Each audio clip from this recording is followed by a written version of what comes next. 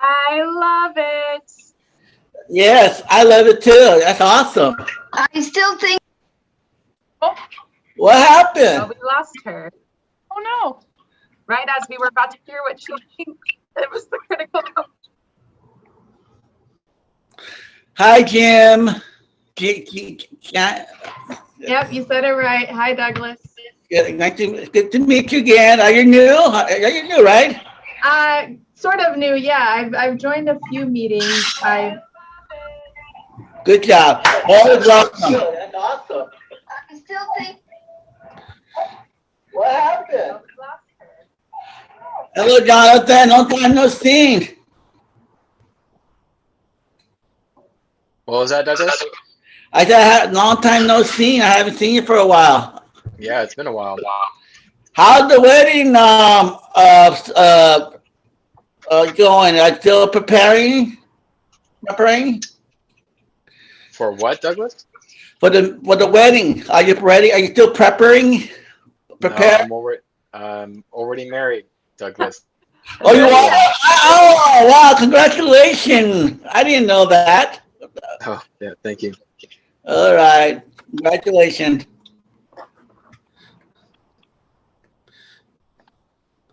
Not get right in there. Those COVID weddings now, you can kind of sneak them in without notice.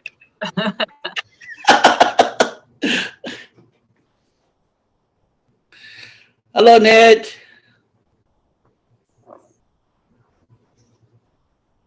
Hello, Douglas. Hey, Oops, hi, everybody. We can't hear you. Welcome. I see you're unmuted, Ned, but I can't hear you. So I don't know if you're trying to talk or if that was intentional. Oh yeah, no. We still can't hear you.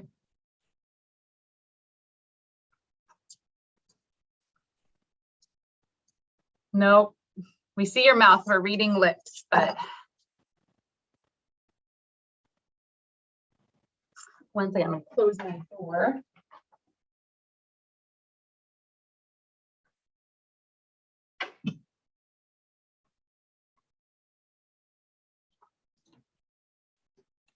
Welcome, everyone. We'll give it another minute as folks start to trickle in.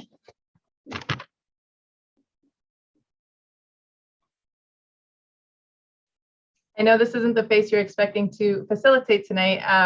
As Doug was asking, I am sort of new. I am Gabby Magana's colleague and co-facilitator, and she is out of the office tonight, so I'll be facilitating, and she'll be back next month.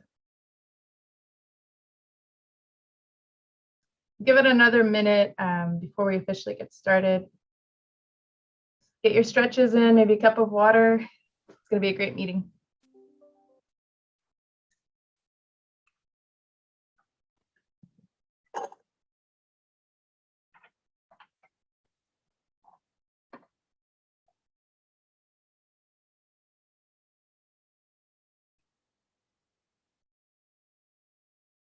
On Tuesday.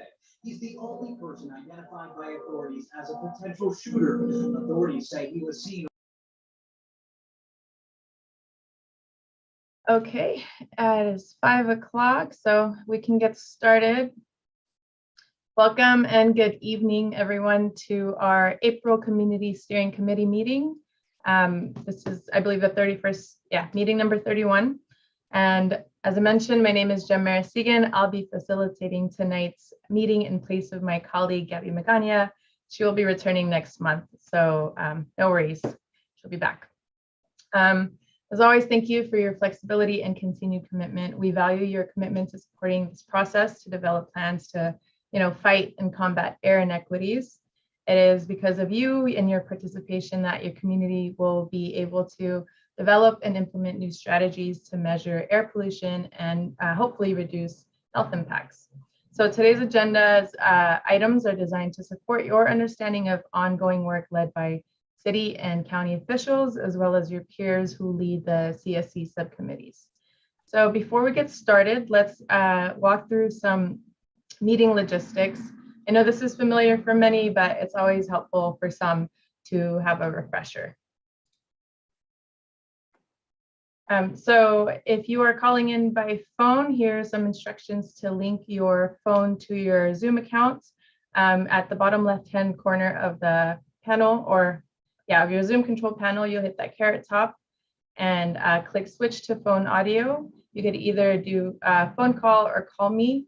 If you do call me, you just enter your phone number and it'll direct it. If you do a phone call, it should give you a list of phone numbers that you will call through your phone.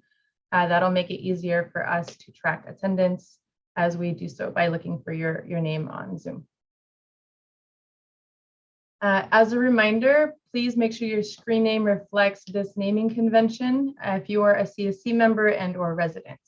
So if you're a CSC member, please put CSC in front of your full name. If you are a resident and CSC member, please put an R in front of your full name.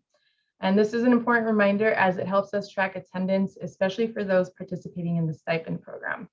All other participants, please use this naming convention at the bottom with your first and last name and the affiliation of your organization or agency.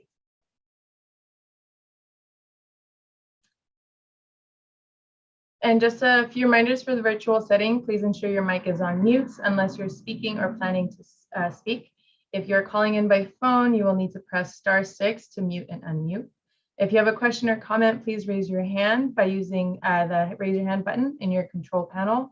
If you're calling in by phone, you will need to press *9 to raise and lower your hand.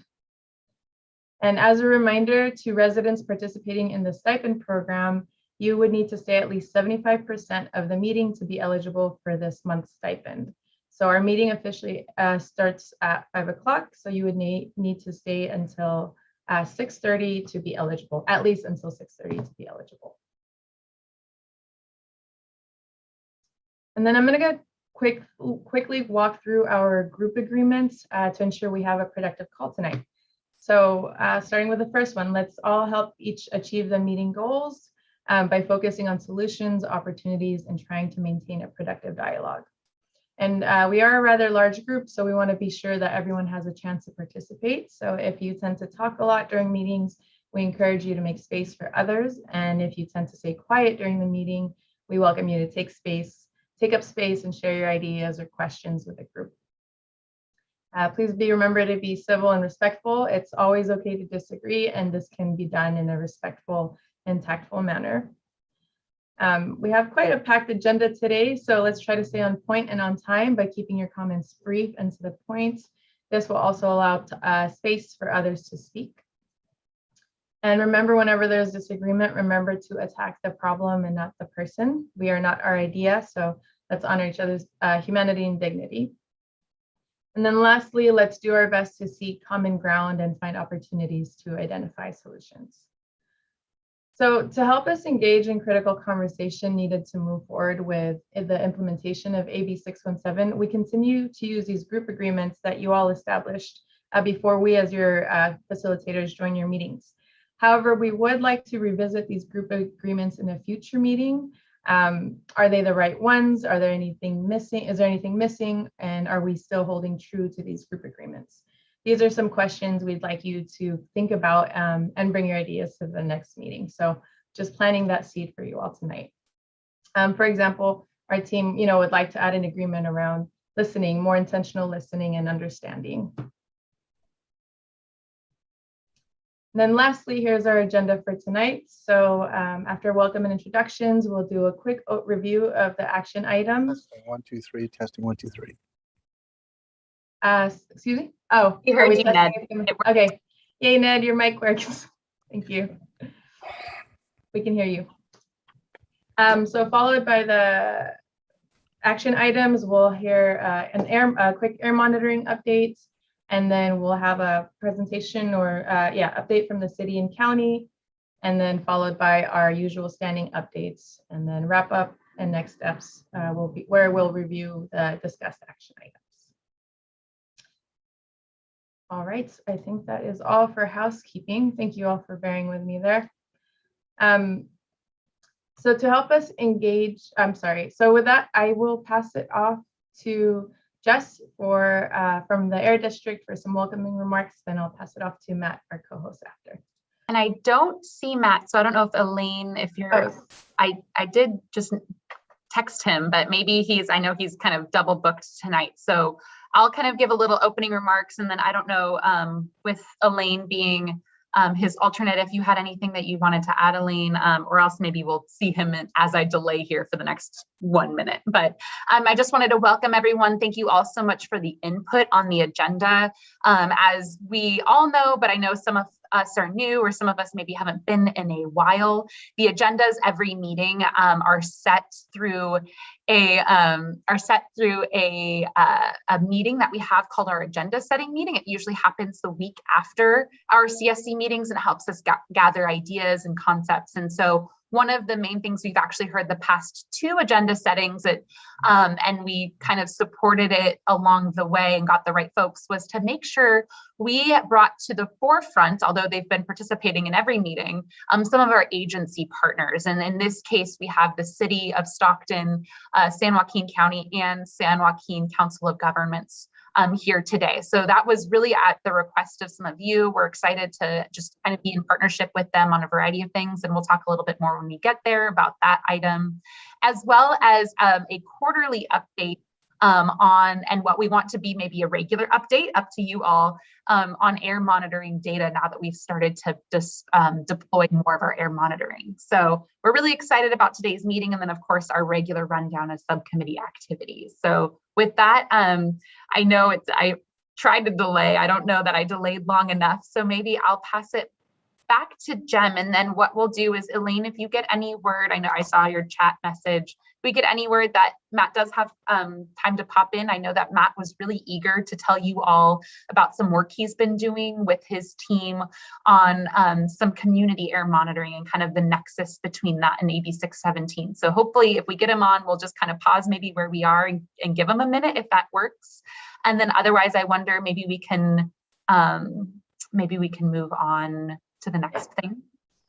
yeah, that sounds great. Yeah, we'll move on with the agenda, and then hopefully if and when Matt joins, we can just pivot really quick. And yeah, I feel like we benefit from his update as well.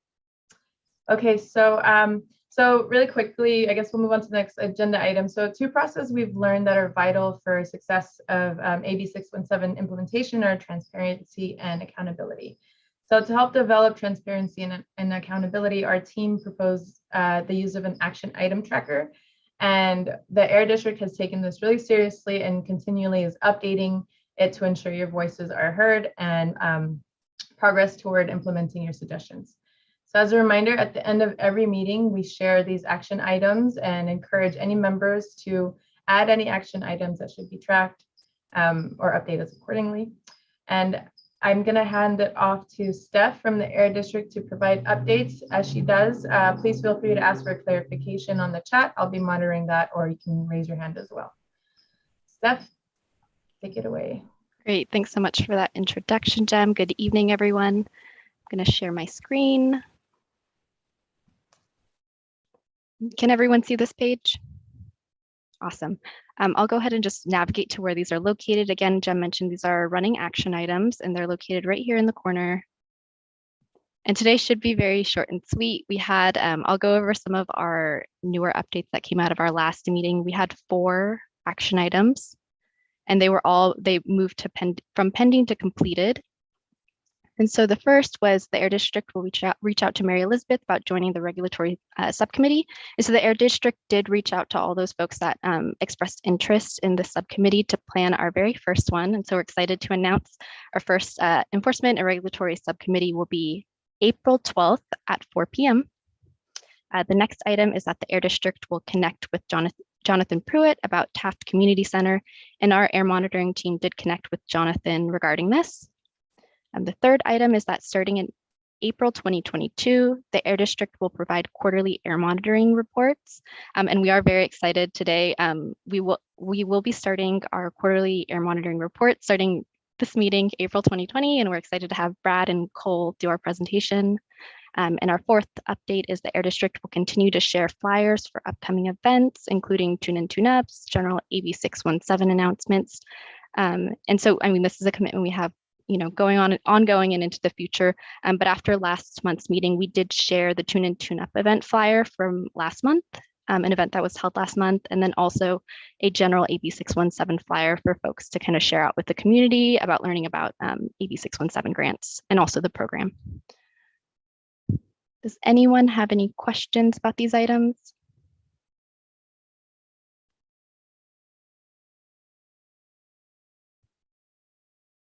Sounds good. I'm sorry. Where would we be able to find those besides an email? The flyers? Yes. Yeah, so they are emailed, and I'm wondering, looking to Heather or Jess about potentially getting them posted, or? I think that's a great idea. I don't think we have them, Heather. I don't think we have them posted, right? We just emailed them to folks, but maybe we can post. We'll find a space and maybe let you all know where that space is on our site. Yeah, that's a great idea.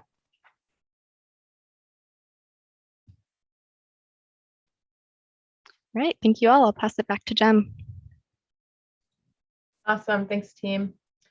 Sorry, I'm looking through the list of participants. I don't see Matt yet. Is that right? Okay, so we'll move on to the next thing. Hopefully he can join. So as Steph mentioned, we are going to have a presentation or an update from Brad and Cole. So Brad and Cole will be providing quarterly update on air monitoring data collection and analysis, as well as share an update on the status of air monitoring network implementation. So this effort continues to be vital in ensuring that we're tracking the levels of air pollution in our community so that the steering committee can make informed decisions about which policies to implement so they can target needs in a strategic way.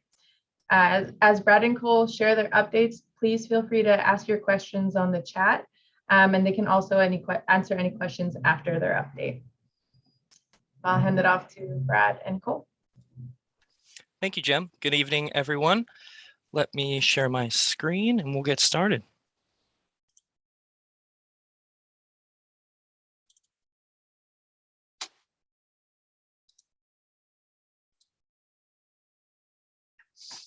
Okay, can everyone see the presentation? Good to go.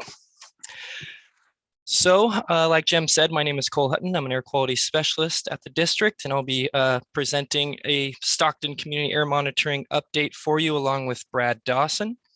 So let's get started.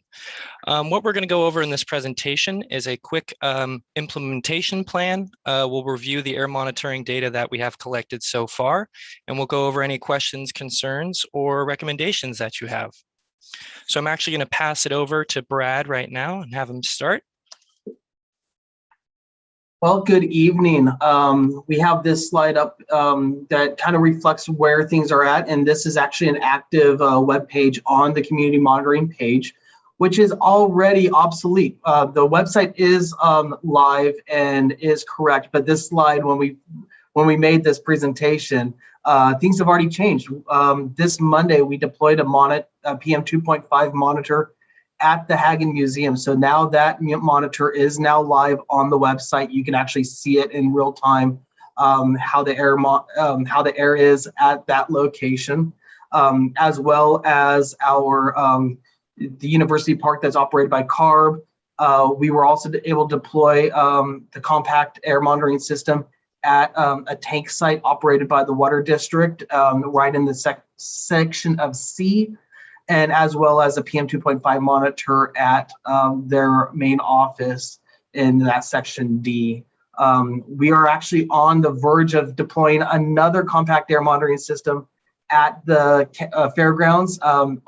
Everything has been approved, electrical has been established, and yeah, we are just awaiting them to give us the green light, and we're going to be dropping off another trailer over there and get that site up online too. So every week it seems like another positive update is occurring in the community. So keep looking at the website, because things are just going to keep on coming more and more online, and you're going to start seeing this whole your whole community be implemented. So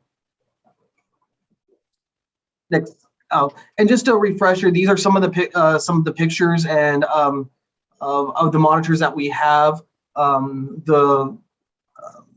What we call a PM 2.5 BAM is pictured on the left right there. That is actually on the roof of the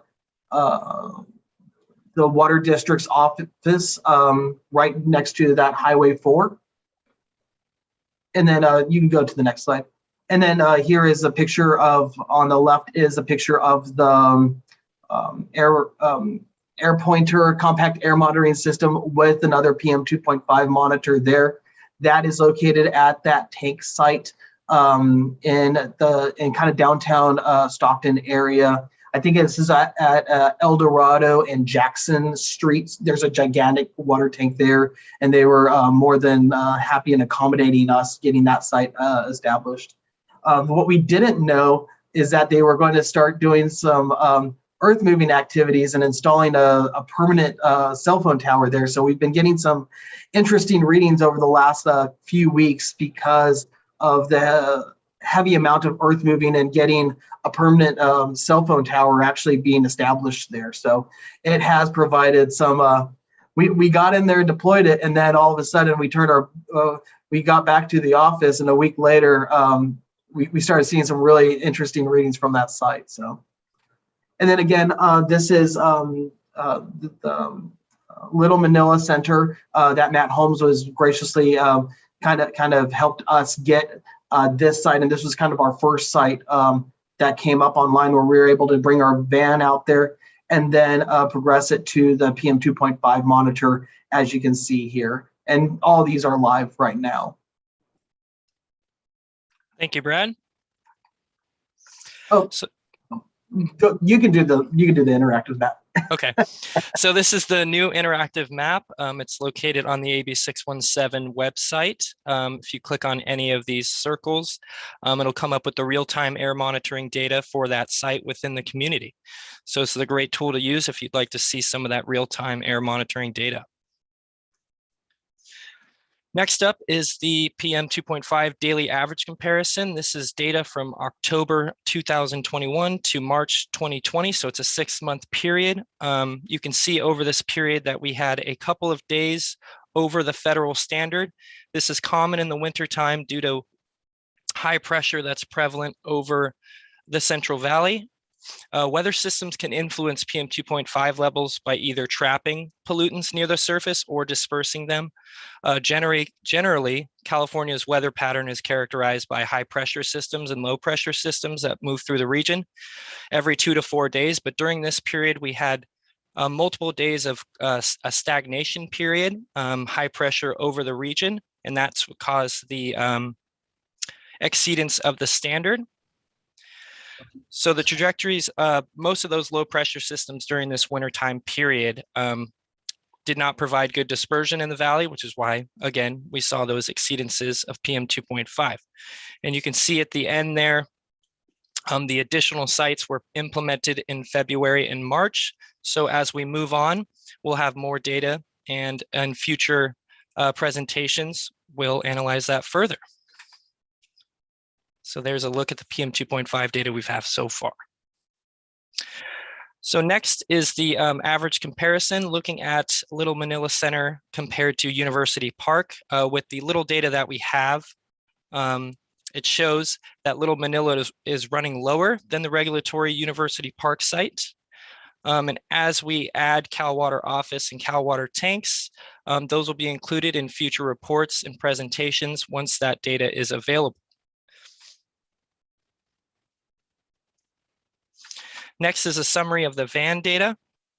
And you can see on this table a variety of pollutants here. The only exceedance we had during this 6-month period was PM 2.5, like I said previously, with that 41.1. But other than that, no applicable standard was exceeded during that time period. And that's common for PM 2.5 during the winter season, to experience long periods of stability and elevated PM 2.5 concentrations. Cole, before Yes. you go on, there's a question on the chat. The question is, was the reduction based on the average? From Mary Elizabeth. Was the reduction based on the average? I think the previous slide, Cole, I'm Mary Elizabeth, are you talking about the 7% difference? Yes, I referred to percent difference. Yes, that is based on the average, yes. And that was, thank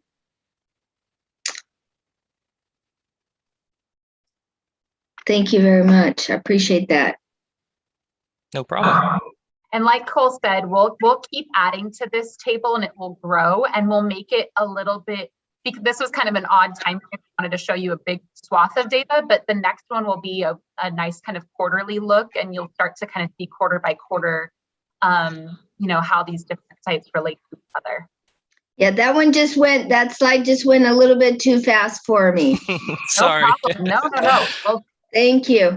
thank you. Thank you for your question. Okay. Give you one more look at this. So to finish up, all of this data is available on the District AB617 webpage, which has our real-time air monitoring data from our vans. And then coming up very soon, we'll have our quarterly reports, which will go into more depth once we get some more data and more sites implemented. And then weekly air monitoring updates as well. There's also a link to CARB statewide air quality data portal if you'd like to look at some real-time air quality data there as well. All these links are found in the presentation on the website. And yep. Sorry. That's it. That's exactly what I was going to ask. Another question on the chat. For the county community centers, what are the specifics on that? He said, I saw that it says awaiting meeting with censor. Can you elaborate on that a bit more? I believe that was I can shed some light, and thanks, Jonathan, for reminding me on that. We are still moving forward with deploying monitors in the Conway Homes area, and as well as the Taft Community Center. We have been successful in reaching out to members of both communities or agencies in both communities to get those. And I actually have a couple of walkthroughs planned for the upcoming weeks with city staff at the Taft Community Center. We're going to kind of do a meet and greet. I'll bring the monitor out there. We can kind of display it, show exactly what we intend to do. So that way we can get those monitors up and running as soon as possible. Thank you, Brad. And I see we have another hand up, Gloria. Go for it.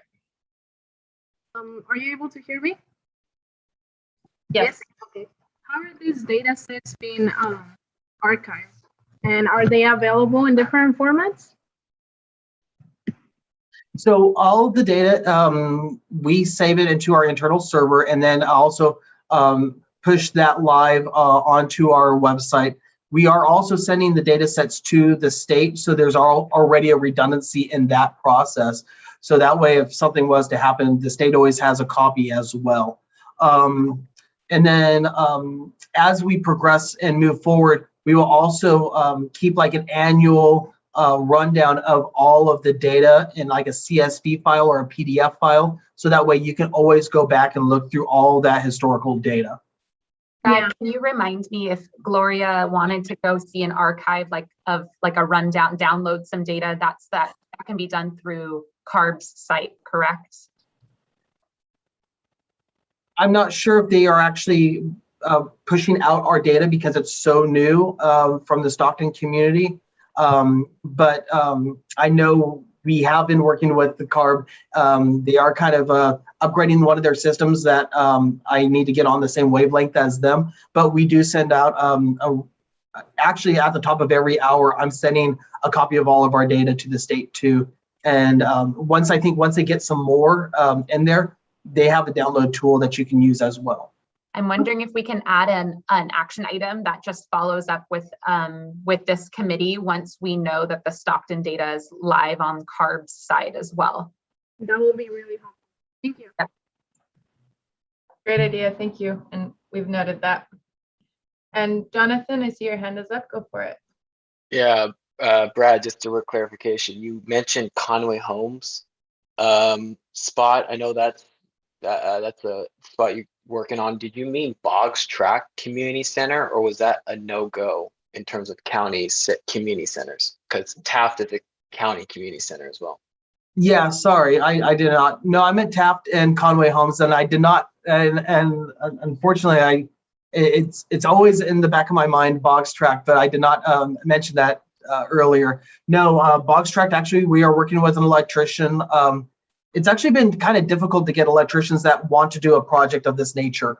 But no, the box track is still a go. We are just awaiting some logistics on how to get the electrical ran, because the site that was approved for us to be at with that, the port owns the edible schoolyards, and the edible schoolyards kind of said where we were able to place the monitor at that wouldn't affect their normal operations. So we have to work to get electrical to that location. So that's been providing some logistical issues and hurdles, and I'm working with the electricians to see how we can get this done.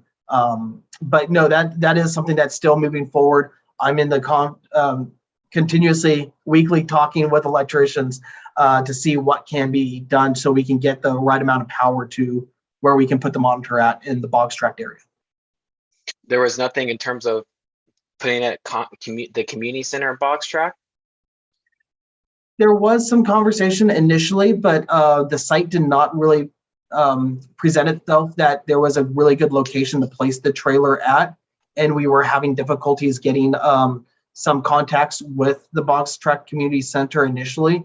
And that's when we were able to discuss with the port, and they had the property at the community garden, which actually butts up against the community center. So in actuality, and where things are at, and where, I mean, land-wise, it's only a couple of 100 feet difference. Yeah, and I think this has been in the works for some time now. Brad, correct me if I'm wrong, for several months. I think this has been kind of where we've stood, which we're excited that it moves us forward. It's the closest, not only to Brad's point, to the community center, but also the original intent. We all recall, I'm sure, that we wanted to place it at the school. So it kind of gets us kind of as close as we can to our desired location. So we're close with that. It sounds like, yeah, we're kind of in the works with like logistics, but in terms of like wanting to be there, we're good to go. So yeah. And Brad, if you want to reach out to me, we have some good relationships with at least like Bachman and Woody and a couple other electricians that so I don't know who you're working with, but maybe if we could help in any way to expedite that. I don't know what problems you're having, but we'd be happy to weigh in. Sounds good. Yeah, I can reach out to you. I think we've already went with the electrician that was approved by the port, and also the edible schoolyards. They both approved their contract. It's the logistics getting it done. But yeah, if I can get anyone to help push something through from your end, that'd be great too. So I'll reach out to you in the email soon. Okay. Thank you.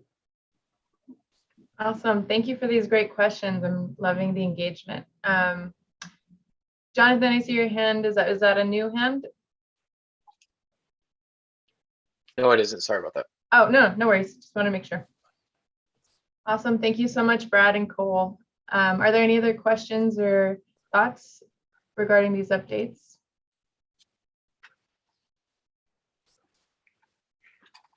Okay. We'll move along then for the city and county updates. So really, I just want to provide some framing around this discussion. So establishing effective and equitable partnerships with local government is an intentional strategy to reduce exposure in communities most impacted by air pollution. So as you listen to these updates, please be thinking about any initial questions you have about the city and county partnership with AB617. Think about the kind of projects or measures you anticipate involving the city in. And we don't anticipate arriving at solutions today, but we can definitely get the conversation started. So we do expect that the committee provide feedback to ensure that this partnership is a meaningful one. So before we move on, I'm going to hand it off to Jess to provide some more framing, and then I think she'll tee it up for the discussion. I actually have an even better tee up. I believe Matt is signing on right now, which actually is perfect. It's sort of a good, while he's kind of connecting, it's a good segue from the air monitoring update we just heard, and then we'll kind of hear a little air monitoring update from Matt. Matt, I was just letting them know, it actually timing worked out perfectly. We just heard an update on our end from our air monitoring, and so I think this will segue really nicely to what you have to share with us all. And so with that, I know you have somewhere to be soon, so we'll pass it to you, Matt, and thank you. Yeah, sorry for showing up so late. Obviously sitting in my car. It's not how this should be done. But I did want to give everybody an update on, some of the air monitoring work that we're doing outside of the 617 process, how it really does build on what we've been working on here at AB617, particularly as it relates to certain sources. So let me, Sorry, Matt. the only one I can see. Matt, Yeah. we're losing you. I know you're in your car, so maybe the signal is bad. Would you be able to either call in instead of using the app? Or maybe this is better with your video off. Do you want to try again?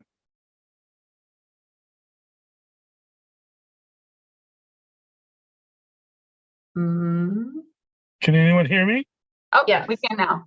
Sorry, yeah, there was like an Xfinity hotspot took over my tablet. I promise I tested this before. So let me just shut up and share my screen and tell people what the heck we're doing. But basically, this is about making Stockton into a lab around air monitoring and citizen science. And so I'm going to share my screen and show you just a little bit of that background on what we're calling Skywatch here. Can you see my screen, Jess? We cannot see your screen. It said it was sharing my screen. Okay, well, you know what I can do is I can drop a link in the chat. Perfect. Yep, will and be- I can share it, or someone else can share it if you want that. Yeah. Yeah, so let me pull up. How about this? Copy link. Really sorry, everybody.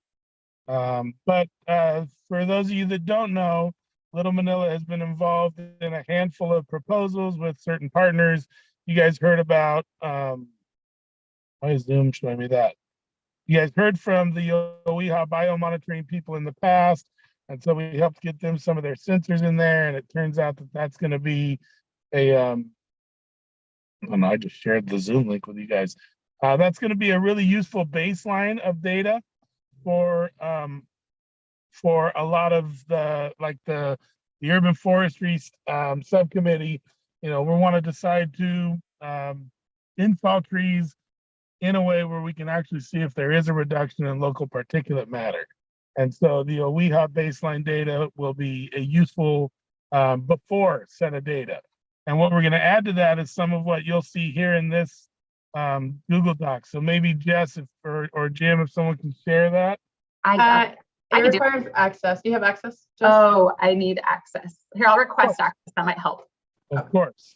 I promise you guys, they all tried to get me prepared for this. I just was, I'm hard to work with. Not at all. We're just now on the edge of our seats waiting to see what you have to share.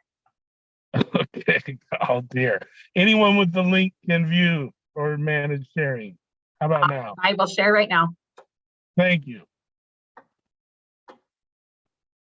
So those are bright young people. Let's go down to the next slide.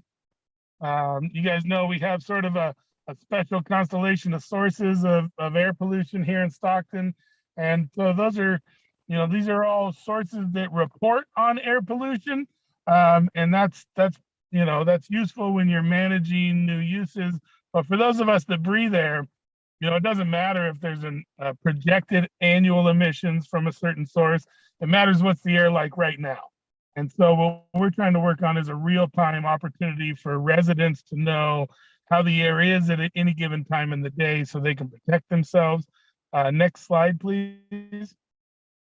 And this just gives you an idea of the number of permitted sources. These are just the stationary sources, which kind of don't even add up to all of the mobile sources coming on I-5, on rail, and with ocean-going vessels that drift into Stockton. So there's a lot to monitor, and there's really no way for the current inventory to be used by someone who's under respiratory distress.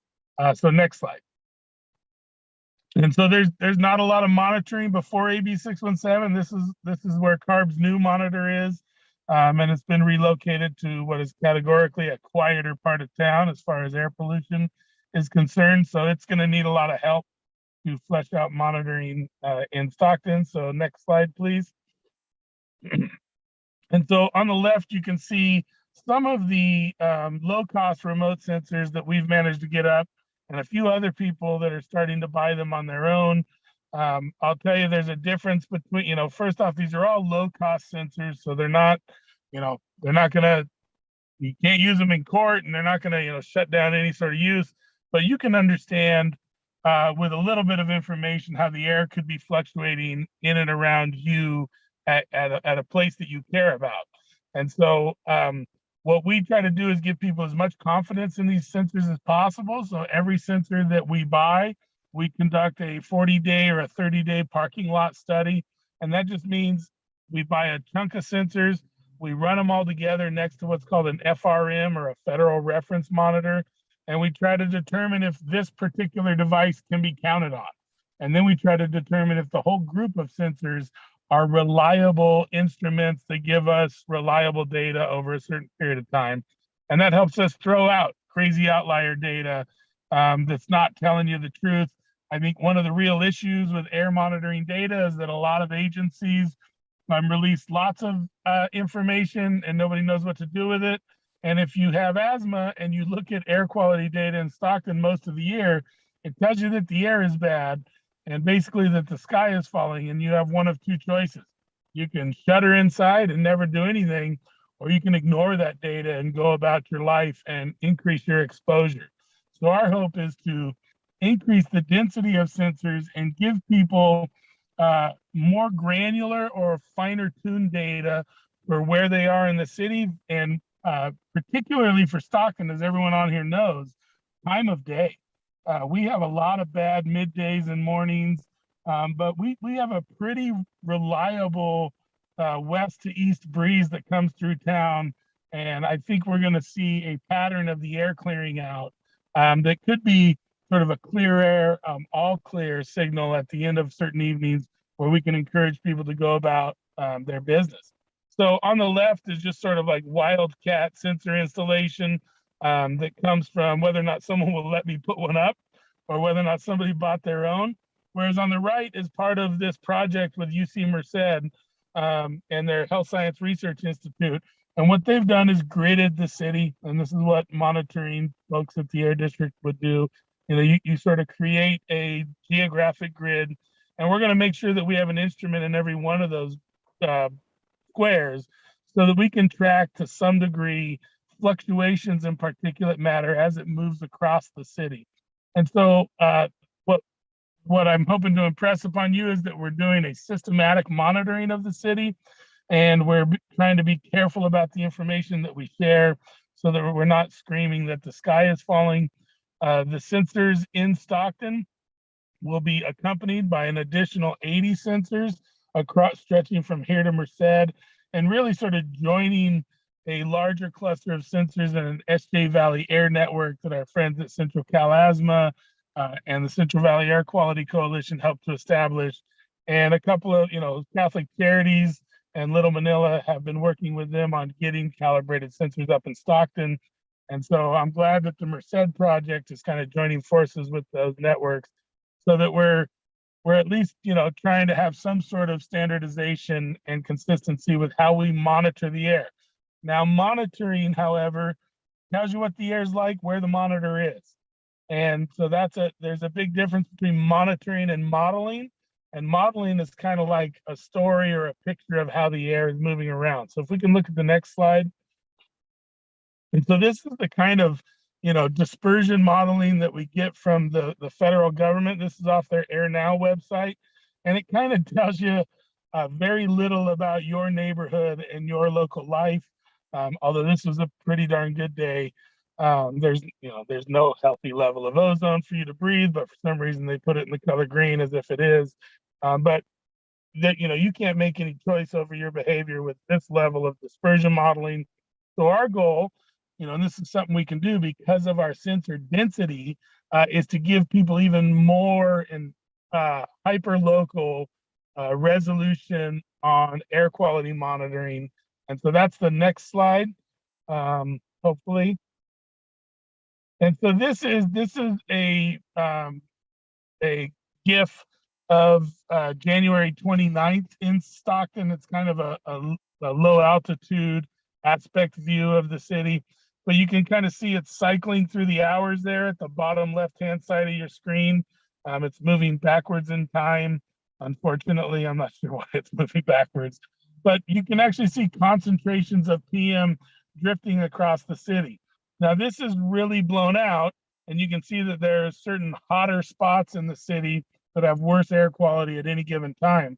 Once we have the 70 sensors up on top of the existing sensors, we'll actually be able to tighten up the contours or the shapes around these colors down to 20 meters. So we'll be able to describe real differences between a certain street, a park, a neighborhood, and above all, a time of day. Now, the modeling part is not a part of the partnership with UC Merced. The modeling part is a partnership with the California Air Resources Board and a private modeling firm that does jobs for governments and companies that kind of have to understand these things. And I think it'll represent a really easy to understand tool for folks like in our DAWN program or in other folks' regional asthma mitigation program. And what it can do is be pegged to your GPS coordinates, and it can tell you, because sometimes you can't see that the air quality around you is bad, but it can tell you if you're in bad air quality. Now, I guess I'm not running out of time too fast. The other nice thing that this model will be able to do when it's fine-tuned to Stockton is it will show the arrival and departure of ocean-going vessels coming down the Deepwater Channel there on the top left-handed side. We have giant fuel oil burning ships that show up in town, and California kind of guesses at their pollution, but nobody ever bothers to tell us when a new factory shows up for 4 or 5 hours to load in place. So that'll be a nice new layer of data in this. And then the other thing that this model contains is it contains all of those inventories that I was talking about earlier. So when the Valley Air District collects projected emission sources from a host of stationary sources, this model will puff those emissions from those sites into the map. It'll also integrate what's an atmospheric chemistry model, and it will integrate the real-time traffic models along with the real-time PM sensor models. So while we're only monitoring particulate matter, we're actually creating sort of a three-dimensional soup of Stockton's air, and we can, with a pretty high degree of certainty, guess at the concentrations of other pollutants. And so it's that guesswork that is why we can't, say, oh, so-and-so polluted this in the air. But I can tell at elementary school, downwind of an ocean-going vessel, that, big ships coming to town and it's hoteling in place, or we have an inversion layer and all of the vehicle traffic's going to hold still. Maybe we cancel this morning's recess. So the big idea behind this model is to communicate with those sensitive populations and get them to protect themselves. A secondary benefit of this model is that you can actually aggregate the data over the course of a year.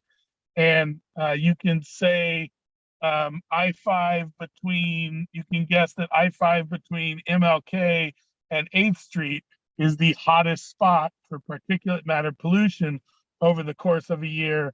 And if we only have enough money to do 1 mile of vegetative barriers, we should try to do it there between the freeway and a sensitive site. And so I think there are practical sort of planning and mitigation measures that can also come out of this PM model. Let's see, I actually skipped we don't need to go back in the slides, but I wanted to tell people that the most interesting thing about the UC Merced project is, I've never had the capacity to do this, but they will be pulling hospitalization and ambulatory calls into this data model. So not the one you're looking at, but they'll have their own model that isn't a dispersion model. And so we'll be able to see, how do those times of day affect individual patients. And so I think it'll be a huge leap forward for, our community to understand that every morning at a certain bus yard or a certain traffic warehouse, when 80 heavy duty trucks or 110 buses idle on, that we're getting a significant contribution of local air pollution, and that those are things that we can maybe manage differently so as not to impact people that are already vulnerable. As many of you know, we got a lot of folks that love to plan for land use decisions in Stockton that the state does really well off of, or the Bay Area does really well off of, like giant warehouses that help deliver things to a different region. We don't have to do that, right? Like other communities decide to do different things through their land use authorities, or they can at least say, we recognize the significance of how this warehouse impacts local air quality. And so we expect it to do the following things to offset those impacts. Because ultimately, we've all got to care more about this and make sure that our elected leaders care more about this, and that they stop just agreeing to, whatever proposal happens to come across their desk because they're trying to be open to business and create economic activity, which I will be the first to say we desperately need in this region. But I think if we fully appreciate both the medical or the public health impacts that the Merced project will help us define, and we appreciate the specific air pollution impacts of specific projects, which this CARB modeling effort will define, that we can all expect different or more complex decisions from our local land use agencies. So sorry, I can't see anything, but if there are any questions in the chat, or if anybody wants me to shut up and ask me a question, maybe now's the time to do that. Thanks, Matt. That was a really great presentation, actually. We do have a comment from Ned. It's a request, really. Can you post a couple models of handheld PM 2.5 monitors that you believe are reliable? I understand they are low cost. Some of us might purchase those monitors to see what the PM 2.5 levels are where we live and work. Thank you. Ned, I just saw that Aerocoil came out, which is a really cool New Zealand company. They came out with what they call a Ranger. And it does, I really want to buy one because it's hella cool, and you can just turn it on wherever you're at. But it's a little expensive. There's a much simpler mobile PM monitor that Habitat Map makes, and it's called, well, I'll search it up and send it to you, Ed, but Habitat Map makes it. It's called an AirBeam. Thank you, an AirBeam, Brad, appreciate it. And it's, you can put it on your belt and you can track your bicycle route. And so if you were, if you exercised, I've heard about that. It'll track your bicycle route and give you the PM reading for your entire route. But I'm really excited about the Aerocoil Ranger, which looks pretty cool. Any other questions? Question. Oh, I saw a question, or I heard someone say something. Yes, I have a question. I'm sorry, I don't see the hand raiser up. So my question is that now the other places like it'll be monitored too, like the BNSF and other areas around here, do they get a chance to look at this data, or anybody share that data with them, or any of the system, the trucks or anything that come by? Yeah, well, this data will all be online and open for public access. I think what'll be really great about doing this time is that the Air District will also have, 7 like real monitoring sites in the study, in the study area. But as far as engaging with those specific entities, Everett, I'm all ears on how we can get those folks to talk to us about their local air emissions. I know we need rail. Like they have a $380 million project coming to town around Diamond Grade. They're having a meeting right now. It's going to speed up trains. It's going to speed up noise and shearing pollution.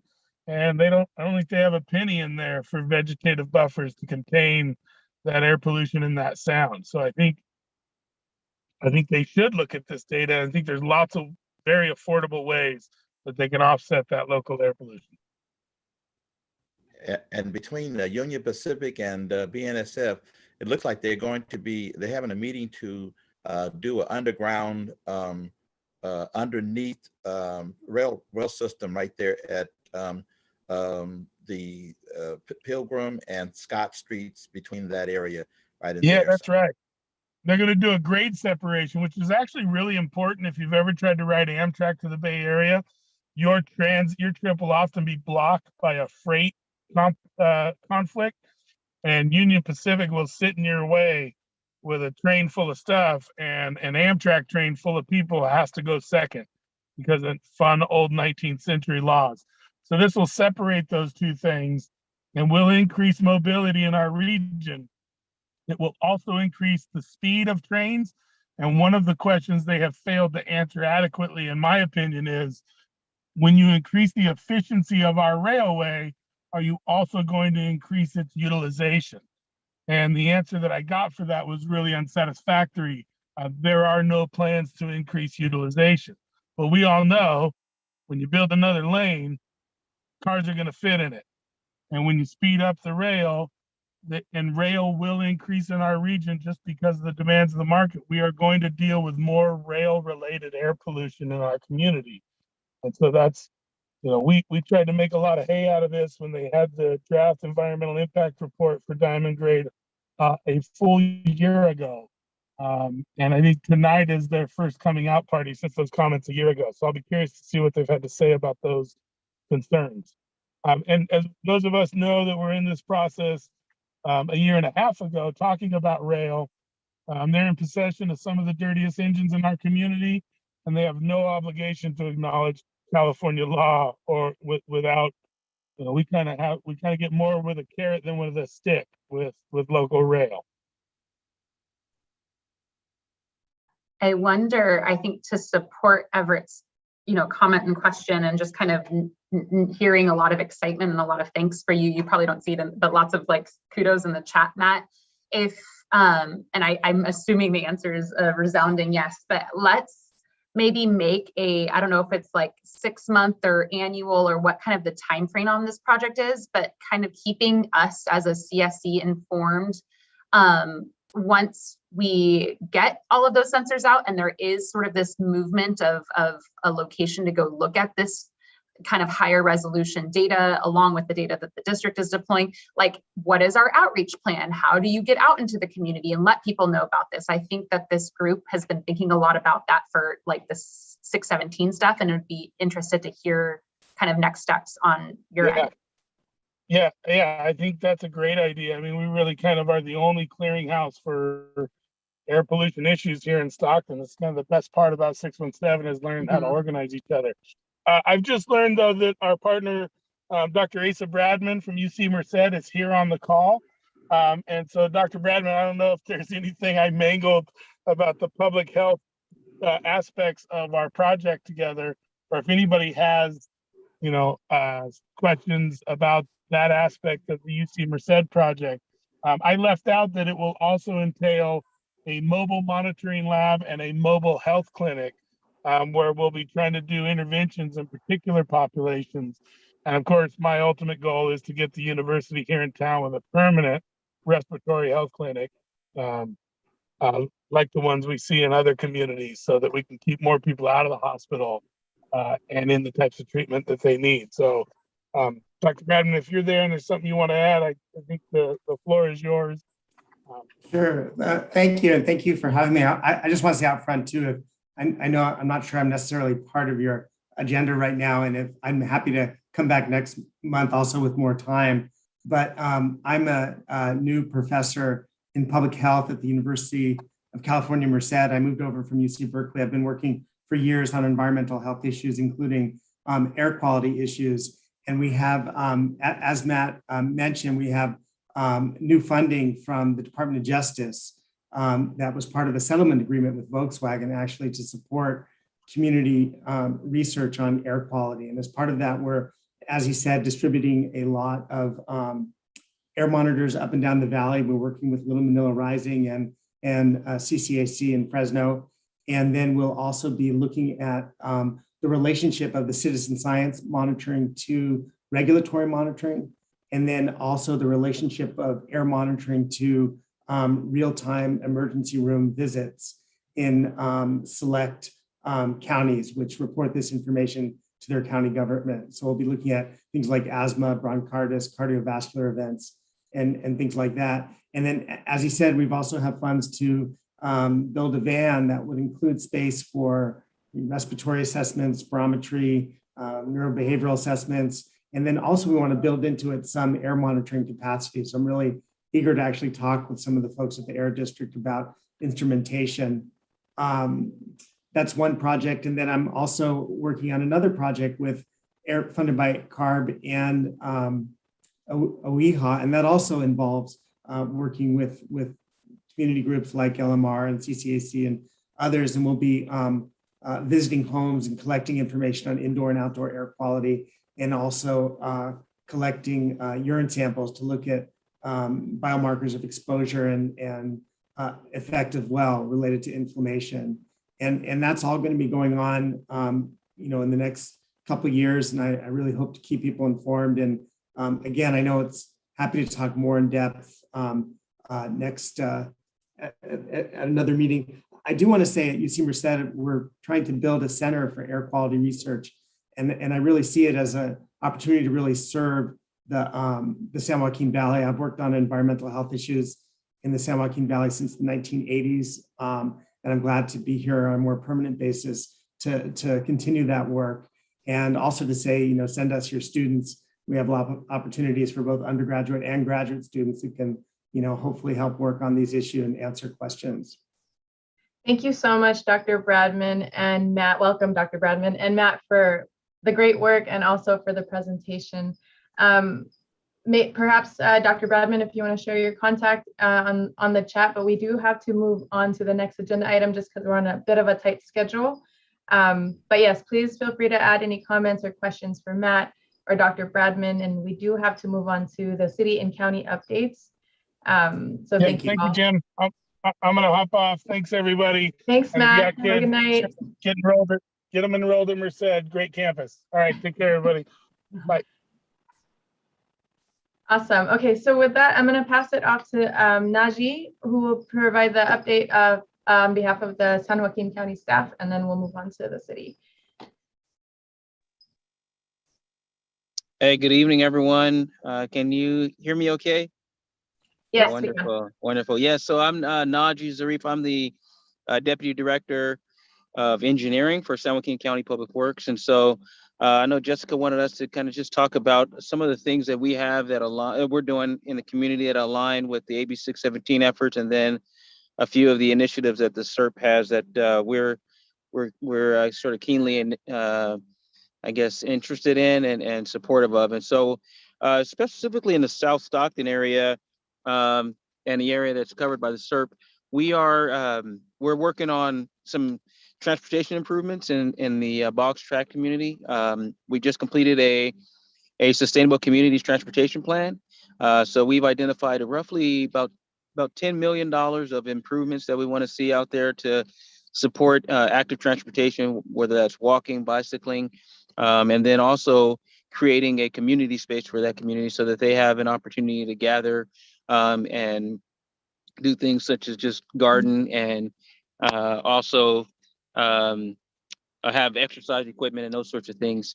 We also are in that area working with the city of Stockton, as well as AB617 and the Port of Stockton on a truck reroute. So we know that there's a lot of concerns about the air pollution that's created by the trucks that are going through the community. And so we're working to try and figure out how we can get those trucks to bypass the community to get to the Port of Stockton. So I know the SERP has identified this as a priority. We support that wholeheartedly. We've been in a lot of conversations about that, and we really want to see some efforts there to move those trucks out of the community. We also are similarly doing some active transportation improvements in the Kennedy area. So we just were awarded about just over $500,000 to do some planning studies in the Kennedy area, as well as the Garden Acres. I know Garden Acres, I think, is outside of this boundary area, but the Kennedy area, we're going to be looking to try and do a lot of the same things where we're identifying opportunities to increase bicycling, pedestrians, allowing, kids and families to be able to walk to their schools or to the parks versus having to drive. And so, again, probably looking to invest somewhere around $5 to $10 million in the Kennedy area as well on active transportation improvements. And so I know that's one of the other priorities that's identified in the SERP. So whatever opportunities present themselves for us to support those efforts, we're here to join in that. I think there's also some initiatives in there regarding urban greening. There is some unique challenges for us, but we do support that, and we are looking for creative opportunities to maybe partner with whether that's commercial businesses or organizations to get more urban greening in these low income, or specifically in the South Stockton community and the unincorporated pocket. So that's just a brief summary of some of the things that we're doing, and just excited about what's going on and the priority that this community is being made. So if there's any questions, feel free to ask me any questions, or if there's any other thing that I missed, Jessica, please let me know if you want me to cover anything else. I think you covered it. I was just letting folks know in the chat that maybe their ears perked up at several of the things he just mentioned, we're going to be updating a little bit more about during the subcommittee and other agency updates. But other than that, no, I just appreciate the county's participation. And I think if there aren't questions, we can go to Grant. Afternoon, everybody, or evening, I guess. Grant Kirkpatrick. I'm a program manager 3 in the city manager's office here in Stockton. My main role is working on the TCC, the city's TCC implementation grant, or Stockton Rising. I believe I don't remember how long ago my presentation was to you all, but it's been a good while at this point. I think maybe almost a year. So I know we've had a lot of new members since then, and other folks join in. So just a quick recap. TCC is essentially the city's largest environmental program. It was a $10.8 million grant that we were awarded from the state to do sort of an all of the above approach to trying to bring about more sustainable programs in the city and try to rectify some of the environmental injustices that we've been long noting in this group as well. So includes everything from a solar project to tree planting, to distribution of organic food, to retrofitting inefficient appliances, so on and so on. So I see a lot of our partners in the room here. So I've had the pleasure of working with just about everybody here at some point or another. But yeah, Jessica wanted me to give sort of a broader overview of the city's involvement. And I guess the main thing I would say is, you haven't seen us be super active in these meetings, mostly because we want to, this is a community space that this committee is trying to determine the best use of this community's funding. And our role, or at least the way I see our role, is mostly to, interject whenever there's a project that's going to require city approval in some way, and do my best to facilitate that approval if we think it's going to be in the best interest of the city. So we are fast approaching that point on a number of strategies. So I imagine you'll be hearing from us a lot more in the meetings ahead. But we did just have a check-in meeting talking about the truck rerouting study, the EV charging stations, the bike path infrastructure project, as well as the urban greening and vegetative barriers. So like I just said a moment ago, our role, or at least how I see our role, is really looking to you all to prioritize what you want to do with those buckets of money. And then once you've prioritized where you think that funding should go, then it's just a question of whether or not that's going to be on the city's right of way. And if it is, then we'll do our best to facilitate that approval process. So a good example would be like a bike path project, right, which might run through both the city and the county. So we'll have to work together with county staff and air district staff to get some sort of MOU together if that's what you all decide to do. So all that to say, mostly looking for your all's direction. The city did pass a resolution before the SERP was approved, basically pledging its support sort of generally for the process. But we haven't, moved forward with any specific project at this point. So the city hasn't formally been involved to the extent that it's, approved a bike project or anything like that. So excited to hear that we are, kind of nearing that point. I've been eager since I first saw that long list of projects with all the money attached to it to see what we could do as the city to help out, and been really impressed at all the conversations that I've been listening to over the last year and a half, maybe now, almost 2 years that I've been coming to these meetings. So happy to see where we're at. And as far as other projects that the city's been up to, it's AB617. We've been involved in the diamond grade separation project. We've been involved in trying to see what sort of transportation dollars we can get from the recently approved legislation at the federal level for EV charging. We're looking at the city's internal strategic plans and how to align that more with sustainable objectives. So there's sort of a wider array. We have a workforce program that's up and coming. I know I've talked to several of you about that. We got state money to do that we hope to have a green focus for. So there are a lot of activities going around. Admittedly, I'm still doing my best to coordinate the vast apparatus of the city, which includes many, many departments that do a lot of different things that intersect with sustainability in different ways. So we are trying to become more coordinated and centralized, but my role previous to us getting TCC didn't exist. So we're sort of the first sustainability coordinators, if you will, for the city. So we're trying to bring about some more coordination on that front. So looking forward to giving more updates in the future with hopefully some more, some coordinated projects to be able to talk about. But obviously there's a lot going on across the city that would take a lot more than 5 minutes to go too much into detail for. So always happy to talk to anybody via phone or via email. I'll share my contact info after I'm done talking, but please feel free to give me a call or email me anytime if you have any questions about what the city's up to. I'm happy to, if I can't answer it, happy to connect you with the people who can.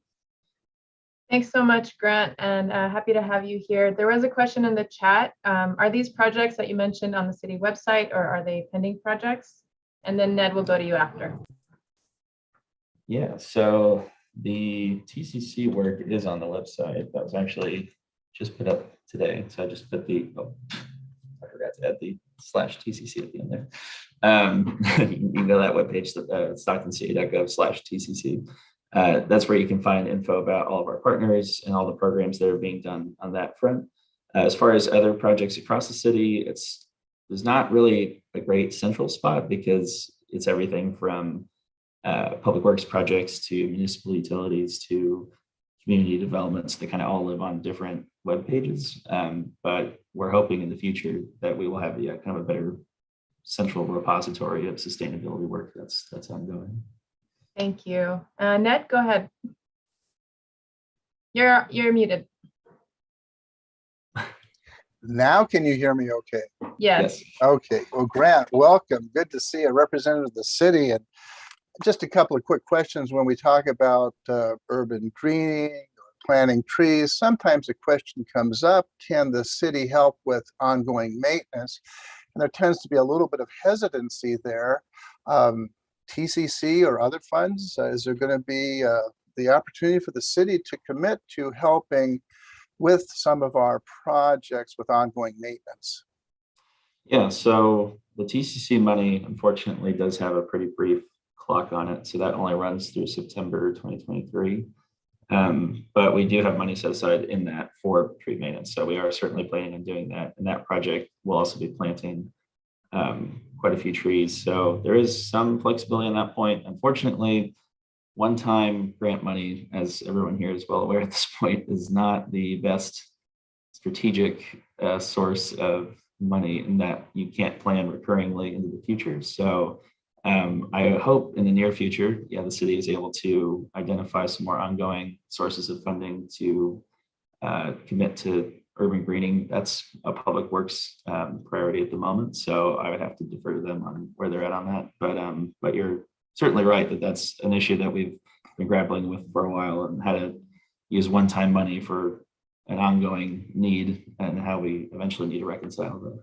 Right, and just very briefly, I did share with the committee, although I don't see if the resources are actually available, the city's latest audited financial statements that show about $125 million in the general fund, and significant year after year after year spending way below budgets in a variety of categories, including public works. So you'd hope a good advocate within the city could find a few shekels to help us maintain some trees. So thanks a lot. Yep. Thank you. And I saw a quick question about funding for TCC. There is a round 4 that was just released, $35 million awards. At first, we were not considering pursuing it because we were ineligible. They did not allow previous awardees to reapply, but they just proposed an amendment to allow previous recipients. So we're hoping, we're still looking into it, deciding whether we're going to do it, but we did receive only a partial award in round 3. So there is sort of this nice symmetry where, you know, we could potentially try to make our award whole again and pursue the rest of that money. So we just have to do the deep dive into the guidelines. So under review. Thank you. Gloria, I did see your hand was raised. Did you still have a question? It's mostly about like kind of how the data has been put on the Stockton city website. So there's like Sorry, it's hard to hear you. Okay. I'll just formulate my question better and then I'll like type it. Good. I think I'm gonna formulate her question and put it in the chat. Oh, cool. Thank you. My speaker also isn't that great, so that doesn't help. All right. Thank you so much, Grant, for the presentation and for joining us tonight. If you have any more questions or comments, please feel free to throw them in the chat. And then we will move on to our presentation from Christine, I believe, on behalf of the San Joaquin Council of Government. Yeah, great. Thank you. Thanks for having us. I'm Christine Corrales. I'm Senior Planner with the San Joaquin Council of Governments, and I'm here with my colleague, Christine Tran, Assistant Planner. And so we're gonna actually give you all, I don't think that we've formally given this presentation to the AB617 committee, but today we wanted to provide you all kind of an quick overview of the Stockton Mobility Collective project and give you some more recent updates in terms of where we are in the process. And so next slide, Christine. Just really quickly, who is the San Joaquin Council of Governments? We're a regional transportation planning agency. We're governed by a 12-member board of directors made up of representatives from all of the cities and the county board of supervisors. And we have 3 non-voting members on the board from Caltrans, the Regional Transit District, and the Port of Stockton. This board makes decisions about transportation policy and funding strategies for the region, and the agency is responsible for developing a regional transportation plan and sustainable community strategy. And this plan must demonstrate air quality conformity and meet state greenhouse gas reduction targets. And so there's a lot of work that we do that aligns with some of the broader goals of the AB617 Steering Committee and the SERP. And so the project that we're going to highlight today is specifically the Stockton Mobility Collective, which is a recently awarded sustainable transportation equity project out of the California Air Resources Board. So in late 2020. I'm so sorry to interrupt. This is the interpreter. Do you mind just slowing down? Just a hair. I'm usually quite quicker than this, but tonight I'm a little bit slower. Yeah, no problem. Thanks for stopping me. So in 2020, SJCOG was awarded $7.4 million to implement this project. And the main goal of this project and the grant program is to increase transportation equity in disadvantaged and low-income communities throughout the state, with investments in innovative, clean, and sustainable transportation solutions. Next slide. And so we're partnered, SJCOG as the lead agency is partnered with a number of organizations to help implement the project. And just kind of giving a shout out to the San Joaquin Regional Transit District and the Third City Coalition, 2 local organizations that are helping to bring these projects to the ground. But we have also some partners at UC Davis on the research side, Institute for Local Government assisting with our community engagement, and then some partners in the shared mobility space that are going to help us kind of launch these projects locally. And so a key thing that I wanted to bring to the committee's attention is that the STEP project, or the Stockton Mobility Collective project area, which is on your screen, highlighted in the red area.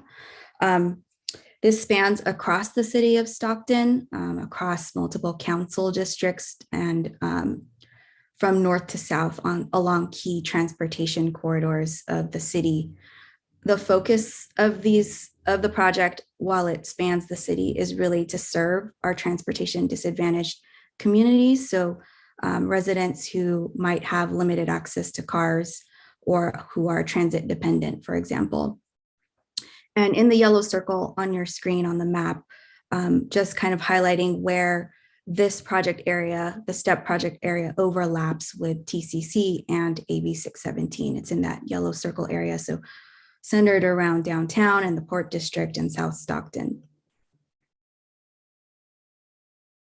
And so there's 6 projects included in this Stockton Mobility Collective portfolio. There's a community engagement project really focused on ensuring that the project is reaching and meeting the needs of those transport disadvantaged groups.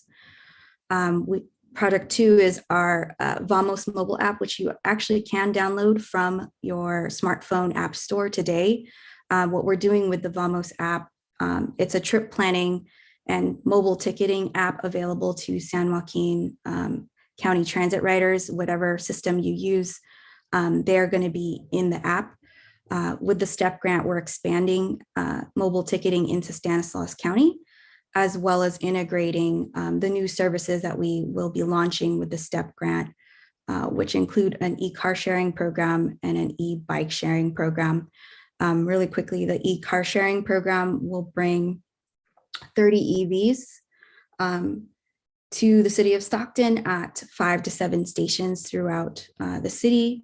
And the e-bike sharing program, which will be managed and administered by RTD, will bring 100 e-bikes as part of their pilot at 12 to 15 stations throughout the city. In addition to all of these different programs, we've also highlighted an e-workforce development component. This is really intended to provide a job training program unique to preparing a workforce for the new shared mobility systems that we plan to launch in our community, from the construction to operations side of these shared mobility programs. We hope to prepare a workforce to help maintain those systems. And lastly, is a shared mobility incentives program. And the idea and concept behind this program is to provide funds directly to income qualifying residents so that we are reducing the cost burden of transportation in the city. So that means, providing money in the pockets of residents that qualify so that they can use the transit service, the bike share, the car share services via our mobile app. And so I'm going to skip through this part for the sake of time, but you can find a lot of this information on the SJCOG website, and we'll link you all. But I wanted to make sure that we provide you all with some really kind of in the moment, up to date info about where one of our projects is at the moment. So I'll pass the mic over to Christine Tran. Christine Corrales, before you pass it over, there's a question in the chat. What are the eligibility requirements to be able to use a bike and car sharing services? I don't know if that's like a simple answer, if there's like a resource you want to point folks to. Yeah, I'll point folks to our website, but kind of bare minimum for the bikes, where you must be at least 18 years of age to sign up and use the bikes. And for cars, I think the minimum age is 21, and you have to have a good driver's record. Mm-hmm. All right, so I'll go ahead and get started on the car sharing updates. So the first thing I wanted to highlight is that we did start with the vehicle procurement process. We currently have 2 Nissan Leafs. They're electric cars, and of course that's good for the environment. We're still in the process of procuring more vehicles, but this task has become quite challenging since there's a supply chain issues, and the car that we were also looking at, some Chevy Bolts, there were some recalls. So we did run into some issues. And so we're still working on it, of course. Second thing I wanted to highlight is that Housing Authority is the first host of MeoCars, and this is very exciting. We are continuing to seek out station hosting partnerships with the city, public agencies, organizations, businesses, and residents. We are having an ongoing discussion with the city partners. The sites that we are also discussing is like McKinley Park, Civic Sparks, and more. Stations are primarily located in underserved neighborhoods with mobility challenges, like Christine mentioned earlier. And lastly, another exciting update is that we will begin beta testing. This will give the community a chance to test drive the electric cars and be a part of the process of us implementing all of this. And so you can actually register today to become a beta tester. So there's that link right there. So it's meocar.org/Stockton. So yeah, register, it'll be fun. And let me go ahead and go to the next slide. So as we mentioned, Stockton Mobility Collective will have bike share and car share services. We value the community's input and would love to hear from you all as to where these car share and bike share hubs should be located, the level of monthly funds that would benefit from these services and things like that. So it's not a super long survey, so we'll definitely love to hear from you all, and you can locate the survey at sjcog.org/SMC. And if you have any questions, feel free to contact me or Christine. And yeah, thank you. Thank you both so much for the presentation. I think that we have a question in the chat, I believe it's for Christine Corrales. Can you please elaborate on your workforce development? Yes, I won't have a ton of information today, but I will say that the vision behind the workforce development program is that, as you all know, car share and bike share are new systems that we're deploying in San Joaquin County or in the city of Stockton. And so there isn't a local workforce currently in place to help run and operate the systems. And so our vision behind this e-workforce program is to provide a job training program so that we can prepare a local workforce to staff these systems and help operate and maintain them throughout the rest of the grant period and hopefully moving forward after the grant period ends. Awesome, thank you so much.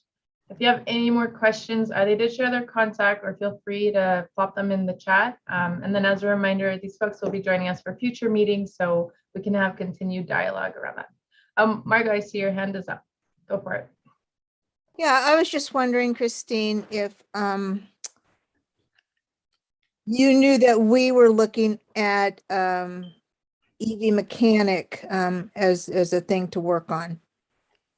Yes, I did see that on your SERP strategies list.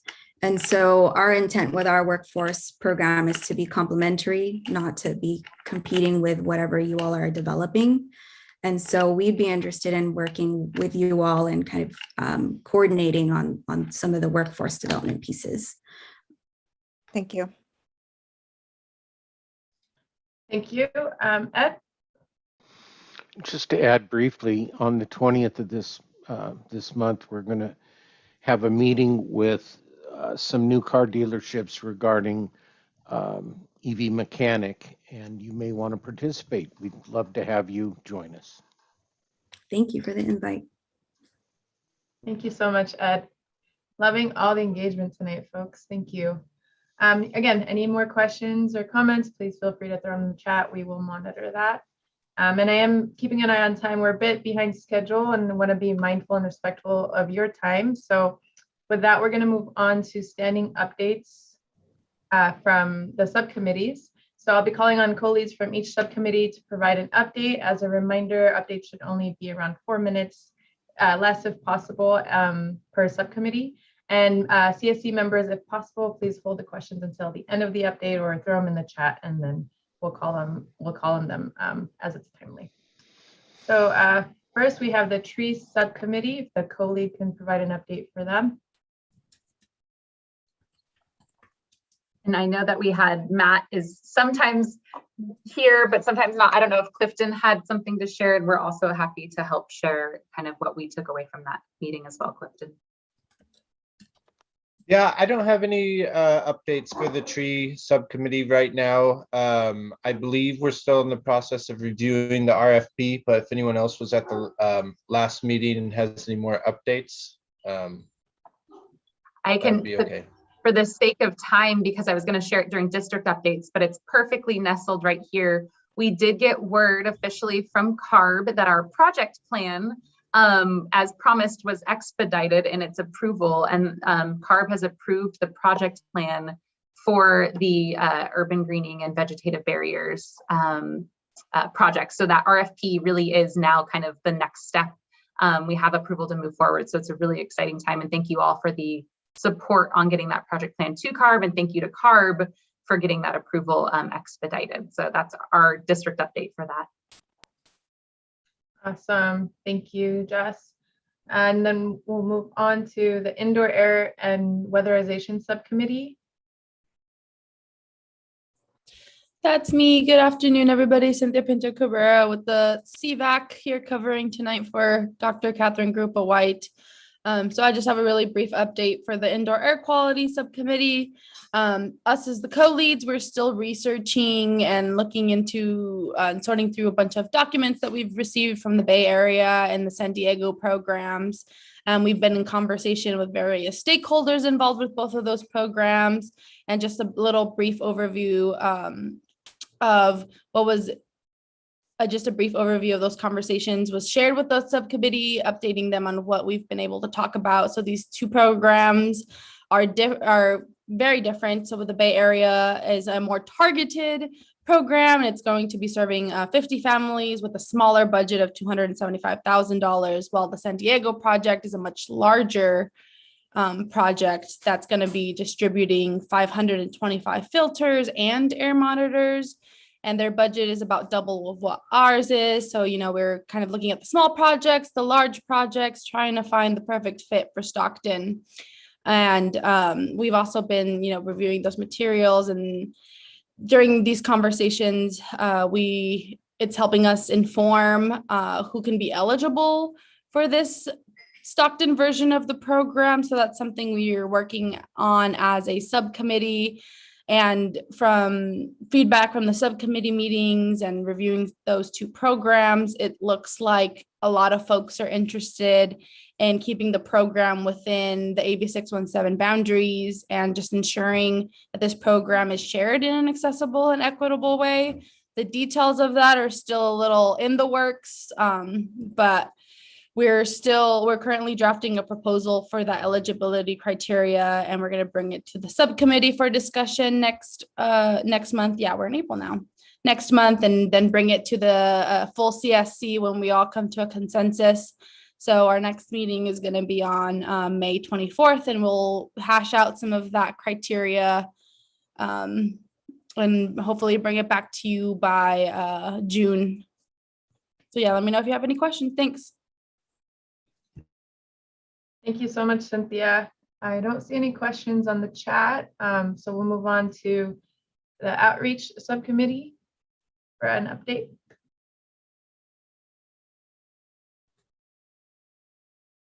Any co-leads from?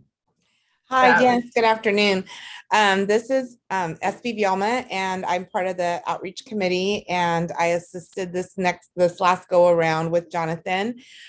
So one of the big things that came out of our outreach subcommittee was we want to establish a timeline with also community engagement as far as the different community events that are going to be happening and moving forward as we go through this whole process.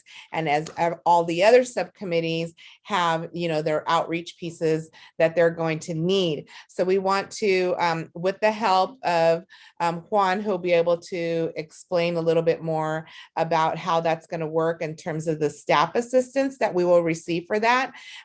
We're going to see what that looks like for all of the subcommittees to be able to tap in and give us the information they need so that we can push out on the broader scale, the outreach efforts for AB617.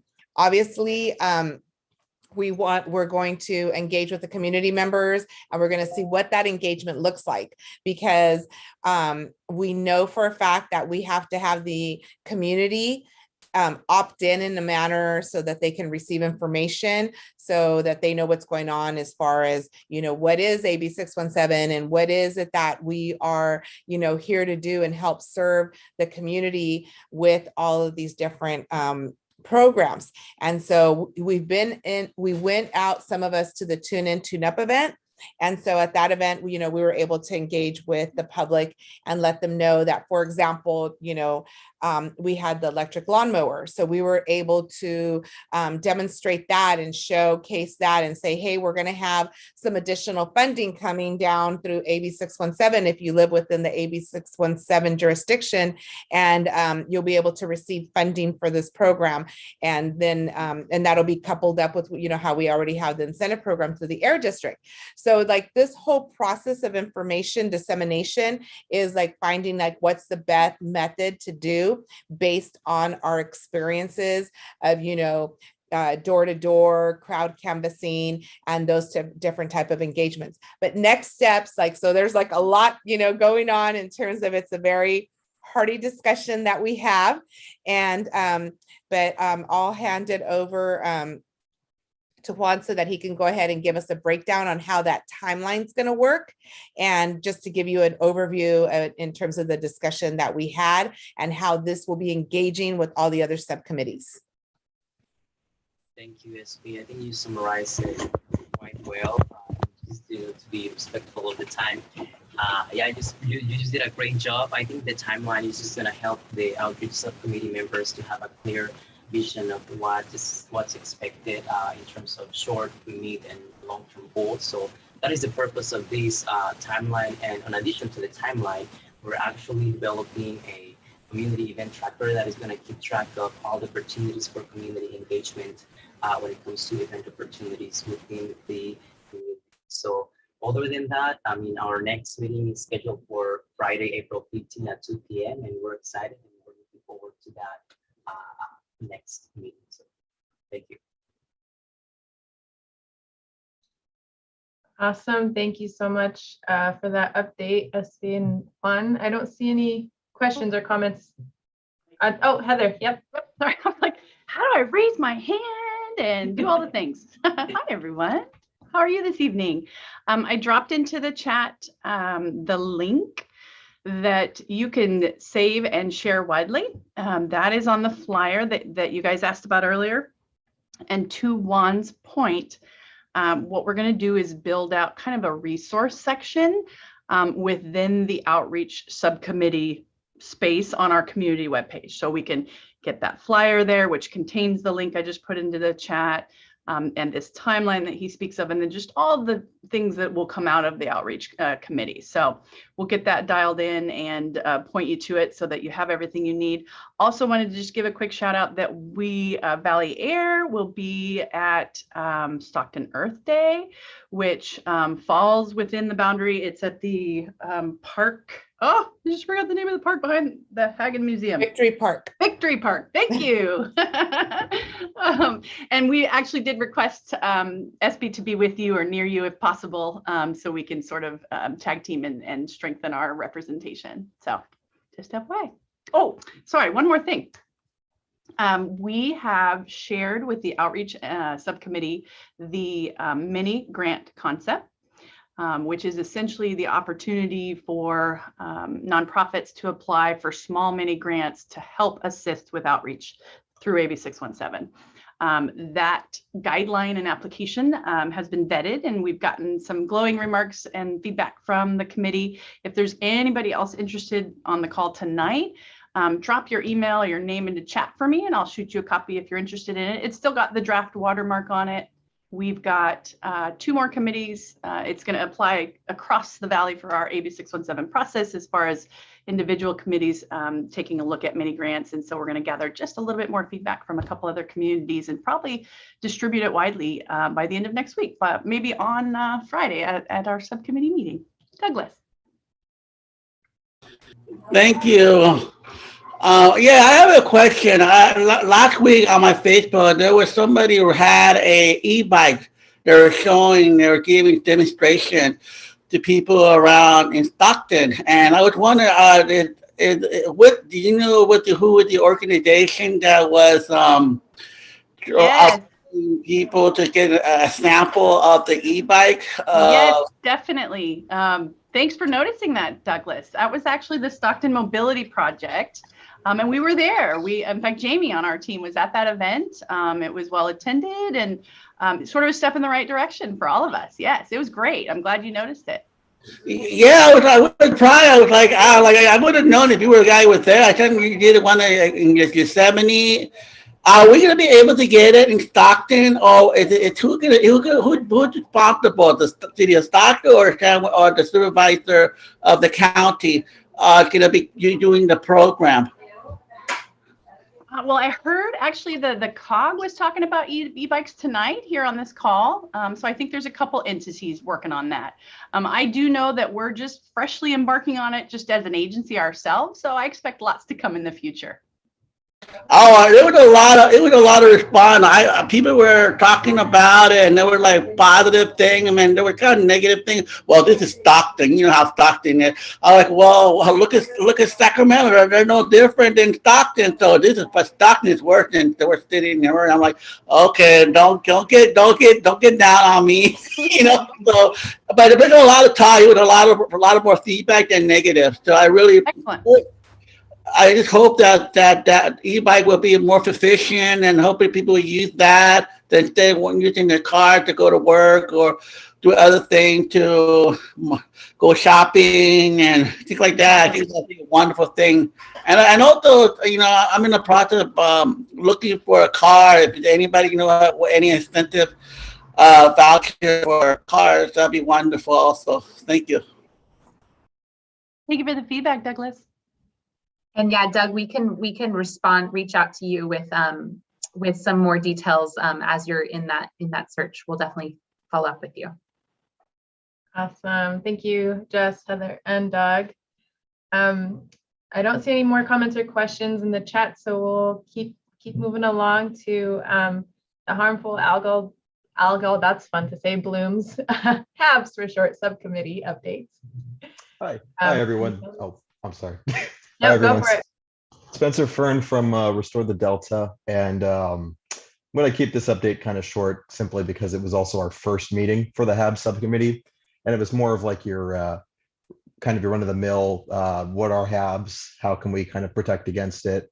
We also went over that University of North Carolina is putting a air filter or an air quality or an air monitor, my bad, an air monitor at Discovery Bay and as well as the Stockton port. So we'll be working alongside them with Restore the Delta, and we're also going to be working along with our HABs studying starting this week. So by the time we have our next meeting, which still isn't scheduled, but I'm hoping to have it scheduled some point by the end of this month, but we'll try to get updates based on that. But essentially, that's kind of how the first meeting went.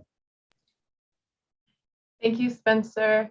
And then Leonard, I did notice you raised your hand on the screen. Was that a question or just a stretch? Just want to make sure we don't skip you. Yeah, well thank you for acknowledging me. I just want to say that I went to the event on the 26th with Conway Holmes, and I really enjoyed the riding the bikes. I mean, they rode well, and I'm sure that in time I'll be able to get one myself or rent one. And I sat in the car, and the car, it just looked just like a regular car. And I think it was a real good presentation that they did. Commend them on that. Also, as part of the outreach committee, I just want to say that I'm really excited about all the things we're doing. But the flyers, it's very important that we get those flyers ahead of time so that we get the flyers out. But a lot of people, they want to attend these things, but they don't know about it. And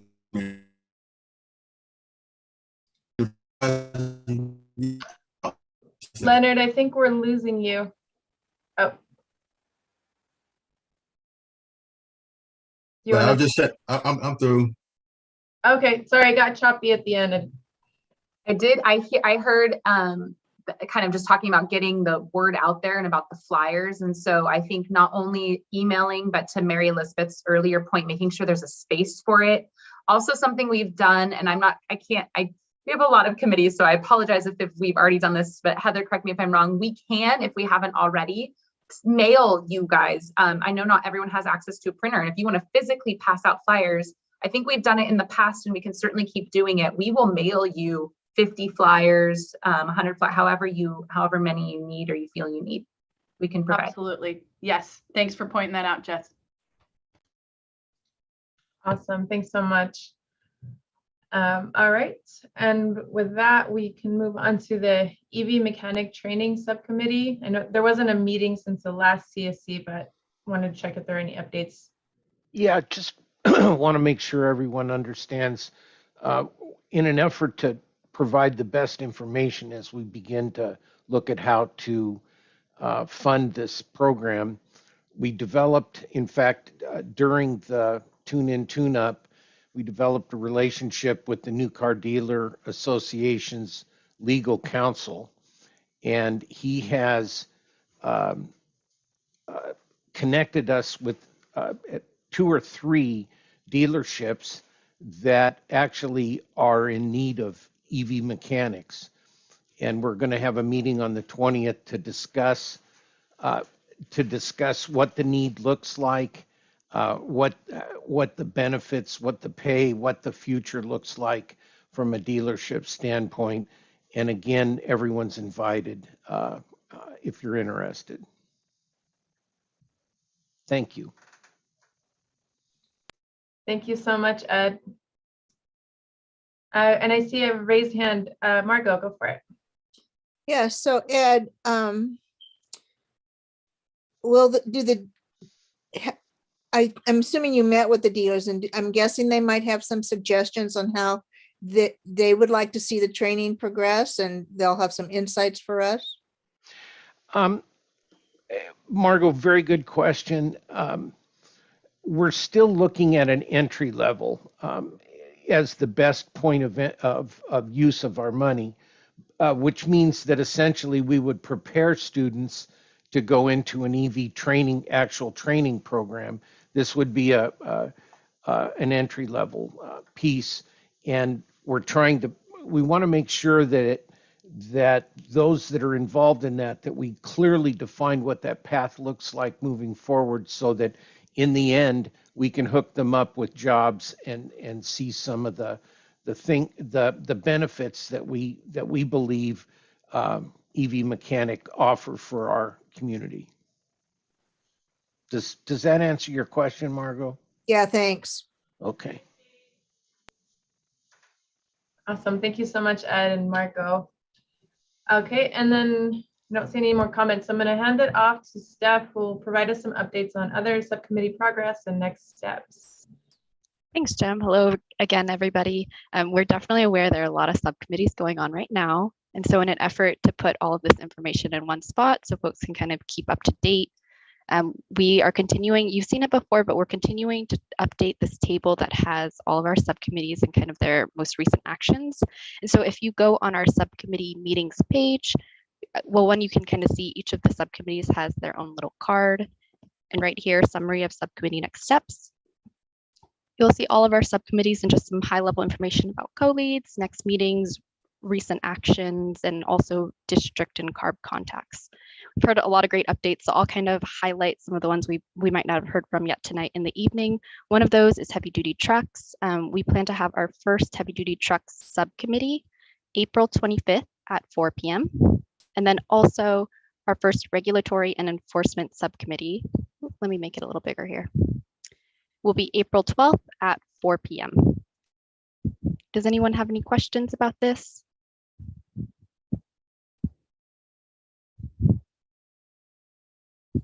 If I can step in and thank all of, there's so much, reflecting on just what we've done in the first, almost the entire meeting. So many members of the Stockton community spoke tonight, and that's just a reflection of the leadership and the ownership that everyone has taken on the subcommittees that we've launched, on their co-host duties, on just the support in the subcommittees.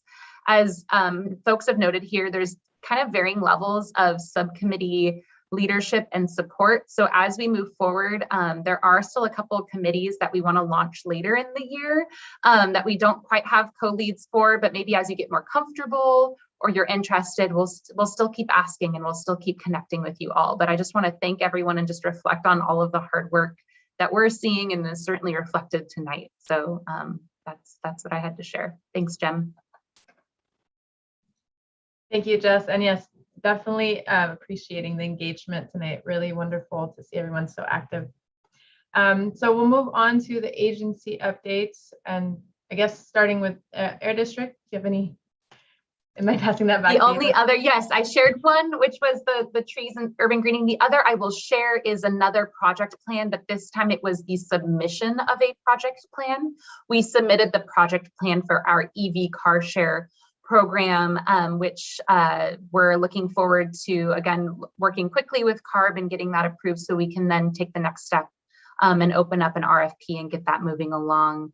Other than that, we will continually have this space on the agenda to talk about project plans or other maybe big milestone updates, but I think you've heard a lot kind of throughout the subcommittee. So that's all I have related to incentives. Thank you, Jess. And we'll move along to CARB. Good evening. My name is Nick Narenberch. I work for CARB. I really appreciate the opportunity to just talk to you a little bit about what my division does at CARB, the Mobile Source Control Division, which I think is pretty relevant to all the work this group is doing. So the Mobile Source Control Division at CARB essentially focuses on transitioning California to cleaner, less polluting transportation and ensuring that all folks living in California have access to cleaner transportation. And so we do this through two main activities. The first is through regulations and policies. And those are mainly aimed at the manufacturers of automobiles and getting them to make zero emission or cleaner versions of their vehicles by a certain point of time, and also to phase out the more polluting technologies that they are making and have made in the past. Importantly, also, we're making investments in communities through our incentive programs, and that's focused more on the communities or on individuals living in community in priority communities as well. So I'll just talk a little bit about our regulation work. We're currently working on a rule that will require a number of vehicles to go zero emission. However, we're also looking for innovative ways to encourage and support other fleets who are not affected by this rule, so they too will be able to transition to zero emission technologies and be able to afford to do so. So I guess the point of what I want to say today on that front is that we're beginning to coordinate efforts to ensure all those affected by this transition and this proposed regulation will be included in brainstorming and in finding solutions and ultimately helping to shape that regulation when it's finalized. For the incentives and the investments in communities, I'll say a little bit more about that. I think that's very super relevant to this group. Each year, we get through MSCD and the state more broadly, we invest millions of dollars into the communities across the state. And through MSCD, we do that. We have a whole suite of incentive programs, and we create an investment plan, what we call the funding plan. Every year we have to do that. And that's basically what shows how much money each project, each incentive project gets, and essentially also what those projects look like, setting out the high level policies for those projects. And we've talked about some of those projects today in the meetings. I know Christine from the San Joaquin COG talked about a bunch of projects, but one of them was the Sustainable Transportation Equity Project, or STEP. That's one of the programs that we fund through our funding plan every year, and able to make changes to and improve. There's also incentive programs for clean vehicle purchases. And I know we heard some questions about that. So there are like CVRP, there is Clean Cars for All in the Valley, that's called Drive Clean in the San Joaquin. And there's also a number of other programs too. And so really we want to, as much as possible, get input from the communities these programs reach. So we're trying to do a little bit more to meet the communities where they are, spread the word, and make it as easy as possible to get the input, because that's really important to making these projects really work for everybody. So we have a number of meetings, especially this time of year, and so that folks can attend. I'll drop a link into the chat where you can find out more information on those meetings. But I realize that not everybody can make them. They're often during the day and everybody's busy. So I also want to say that please also feel free to reach out individually to me or the team that I work with. We've got a couple email. I'll drop my email address in the chat too, so anybody can reach out to me to learn more about how they can provide input or just learn more about the programs in general that we're working on. So that's my email address, and then I'll drop in just a general email address that everybody on my team can will also reach us. So happy to set up one-on-one meetings, provide more information. There's a lot of programs, a lot of information. I know it can be very confusing for all of us. So happy to help in any way we can to make sure we're getting the word out and getting community input on our program. So thank you very much. I appreciate your time. Thank you. Thank you, Nick. I don't see any comments or questions in the chat. So we'll proceed with Port of Stockton updates. Good evening, everybody. This is Jeff Wingfield at the Port of Stockton. Just one of the highlights, and I think most people here have taken advantage of it. We've continued with our port tours, and it gives folks a good opportunity to see kind of what the opportunities, what we've accomplished, and what our challenges are. And so if you haven't come on one of our tours, I would really encourage you to reach out to me through the chat to sign up. Especially, I know we've received some new folks. We'd love to have you come out. We'll treat you to lunch and show you around. Kind of Edward, Taylor Williams, Davis Harper just did the tour this past month. I think it was eye-opening for them to see a lot of the activity and the efforts we're making to reduce emissions, but also to provide economic opportunities for the area. Matt Holmes keeps pushing people at us, and we welcome everybody. But recently we had a group of students from Cal Berkeley, as well as a professor who seemed to be kind of studying kind of the AB617 process. And so they had all this great information. They knew, certain landmarks at the port. And it was it was great to see their passion for, everything that's going on with the AB617 group. And they had wonderful questions. We're sharing a bunch of information with them, including our economic data. We're providing them additional air quality data as it's available. We're working on our 2020 emissions inventory. And so as soon as any of that information comes up, we're going to be passing it on to them. And it looked like their big focus was on trying to help us figure out the at-berth regulation and how is the port going to capture emissions from ocean-going vessels. And that's our biggest challenge. We're working on it, but it's not a simple solution. And so anybody like these young, smart folks from Cal Berkeley, if they have input, we are more than happy to partner and work with them to see if they can provide additional solutions. So again, please come out, set something up to come out to the port. We'd love to have you.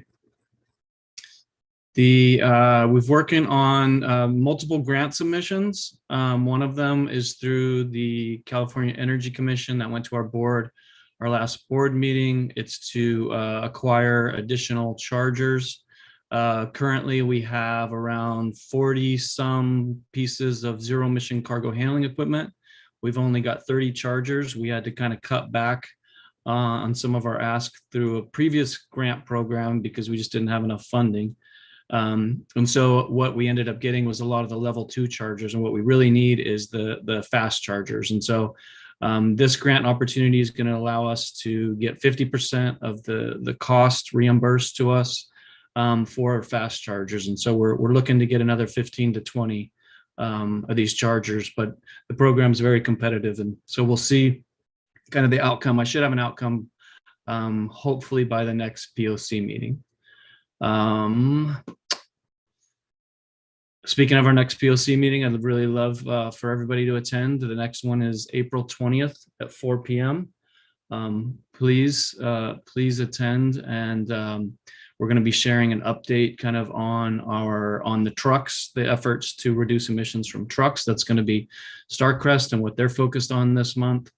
We're also going to have a presentation from the Denmark project that I think some of you know and have had communication with in the past. They're going to give an update as far as where they are, what their plans are.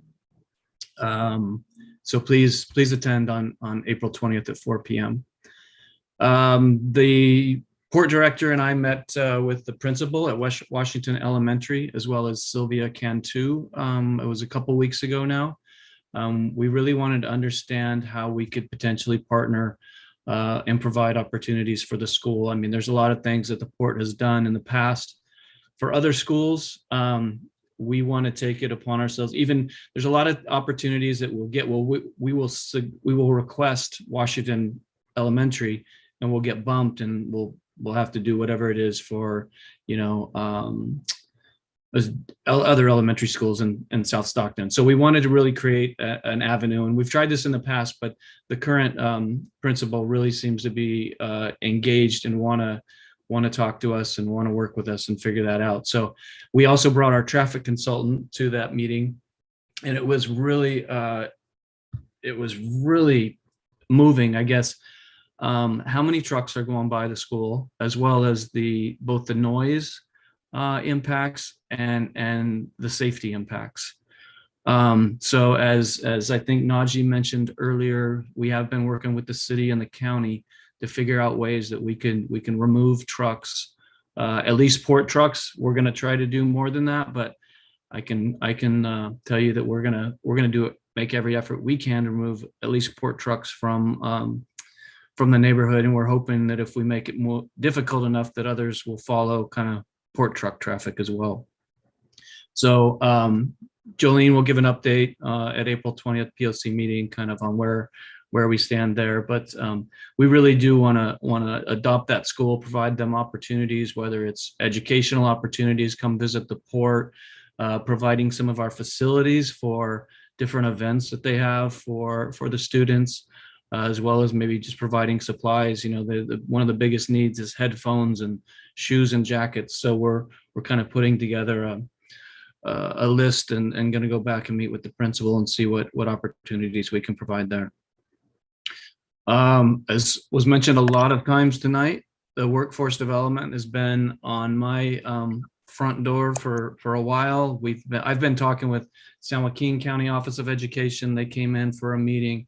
Talking with Stockton Unified, now, the COC subcommittee and Ed and Taylor, as well as Port of Long Beach. And now just learning that San Joaquin COG has an opportunity as well. So one of my goals is to bring all of these groups together, at least that are approaching us, and see if there aren't some ways that we can all kind of work together on some of these efforts. So I'll be putting together some sort of a meeting in the next month or so to get these groups together and really learn from, at least from the Port of Long Beach has done so much. I mean, they've developed almost a campus and a full curriculum through high school for port related type jobs. And, as we've seen, and I've talked to Ed and others, the need for us to get good, competent, mechanics who can work on our zero emission equipment is just, it's a huge void. Our guys right now, we're having some issues with some of the new equipment. It's new technology. You're going to see a lot of issues, and you're going to see a lot of tweaks. And our guys right now have to come up from Ventura. It's not that far, but it would certainly be a lot better if we had somebody on port property or in the general area that could come over and help work on some of this stuff, because we got to get that equipment right back into use.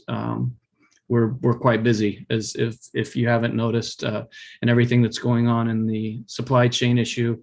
A lot of more cargo is being pushed to Stockton, and it's a great economic driver, but also, we want to have our zero emission equipment in place and working every chance we can. Then the only other thing I was gonna, I think in our last POC and maybe in my last update here, we talked about a local waterway cleanup event that we were gonna put on. It was gonna be April 23rd. But then she is apparently doing a great job at marketing Earth Day at Victory Park, has also pulled us into to being there with her. So we're going to push back the cleanup day probably a week or two in order to participate at Earth Day in Victory Park. And we're going to bring some of our zero emission equipment out there at the park, hopefully, if it doesn't cause any issues with their, it's quite heavy. So as long as it doesn't break any of the irrigation lines, we'll bring our equipment out there. And that's about all I have, unless Jess, did I miss anything on I know that we had talked previously on the update for, on the truck I think study. you're good. I'll just let folks know we've also invited Jolene, who is working on your truck study, to come to our truck subcommittee meeting. And so we'll coordinate with Jeff and Jolene on that. That is April 25th, as Stephanie mentioned. And then I think that's it. So thanks, Jeff. Great, thank you. Awesome, thank you so much, Jeff. And then I just want to point your attention to the chat. There are a couple of comments there for you. Someone wants to join the tour as well. Great. And they left their email on there. Thank you so much for those great updates, everyone. So last thing we have, are there any other agency updates before we move on to wrap up and action items? Nope. Okay, I'm going to hand it off to my colleague, Dr. Amy Ramos, to walk us through today's action items. Thank you, Jem. Thank you all for the high level of engagement today. It was a really good conversation. There was a lot going on. There was a lot of updates.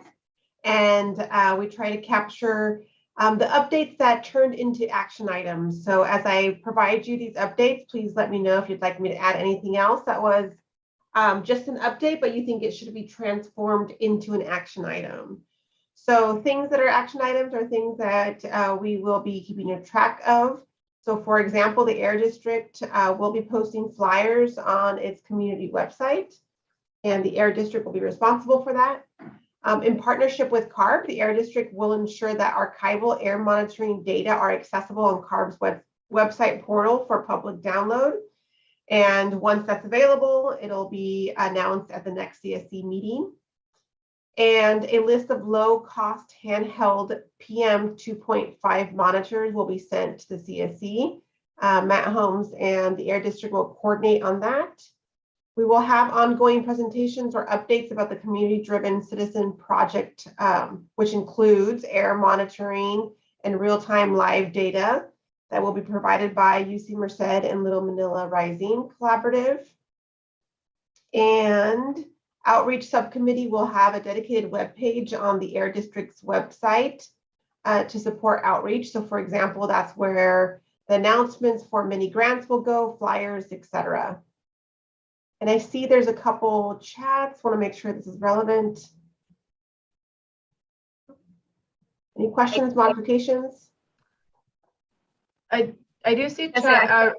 Maybe I can address Ned's question just in but Ned will follow up with that. We do not have an RFP released yet, but before the next meeting, based on the feedback the pre-feedback we got at the last vegetative barriers meeting, we will have something to share. So I will make sure that gets out to everyone on this call. Thank you, Jess, and thank you, Amy. Mary Elizabeth, see your hand is up. Hi, thank you. I just wanted to ask that the regulatory group have on their agenda the South Coast Air District, a warehouse indirect rule that is being implemented now in the South Coast regarding some additional mitigation associated with warehouse projects.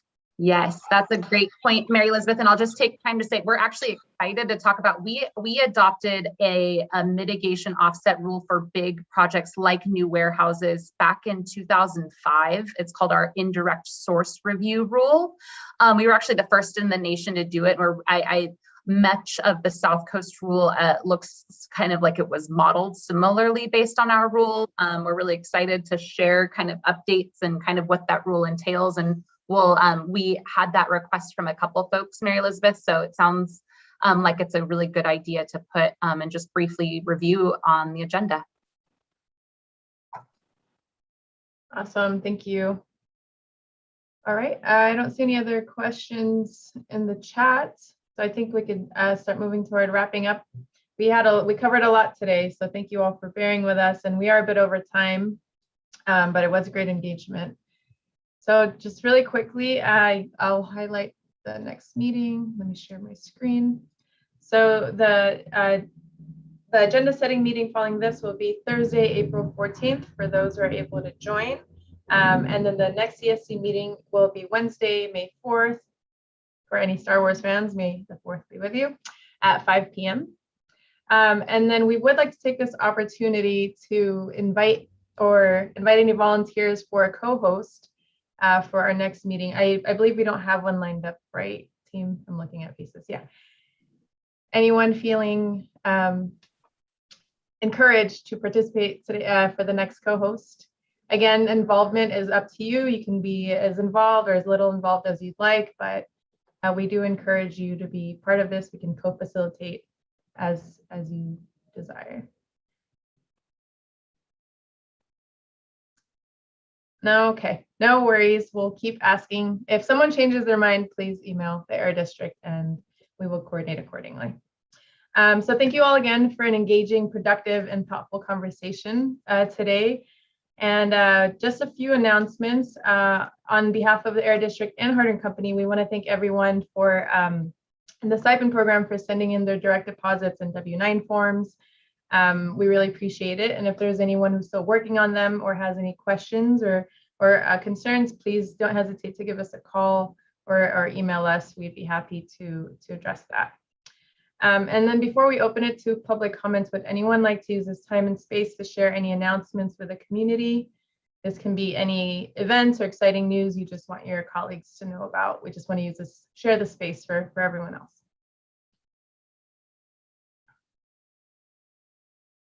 Okay, no announcements.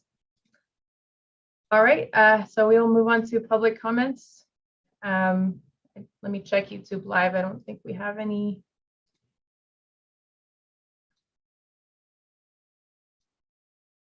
No comments. Okay. All right, with that said, again, thank you all for a wonderful conversation tonight. I hope you have a good rest of your evening, and then we will see you next month. Thank you.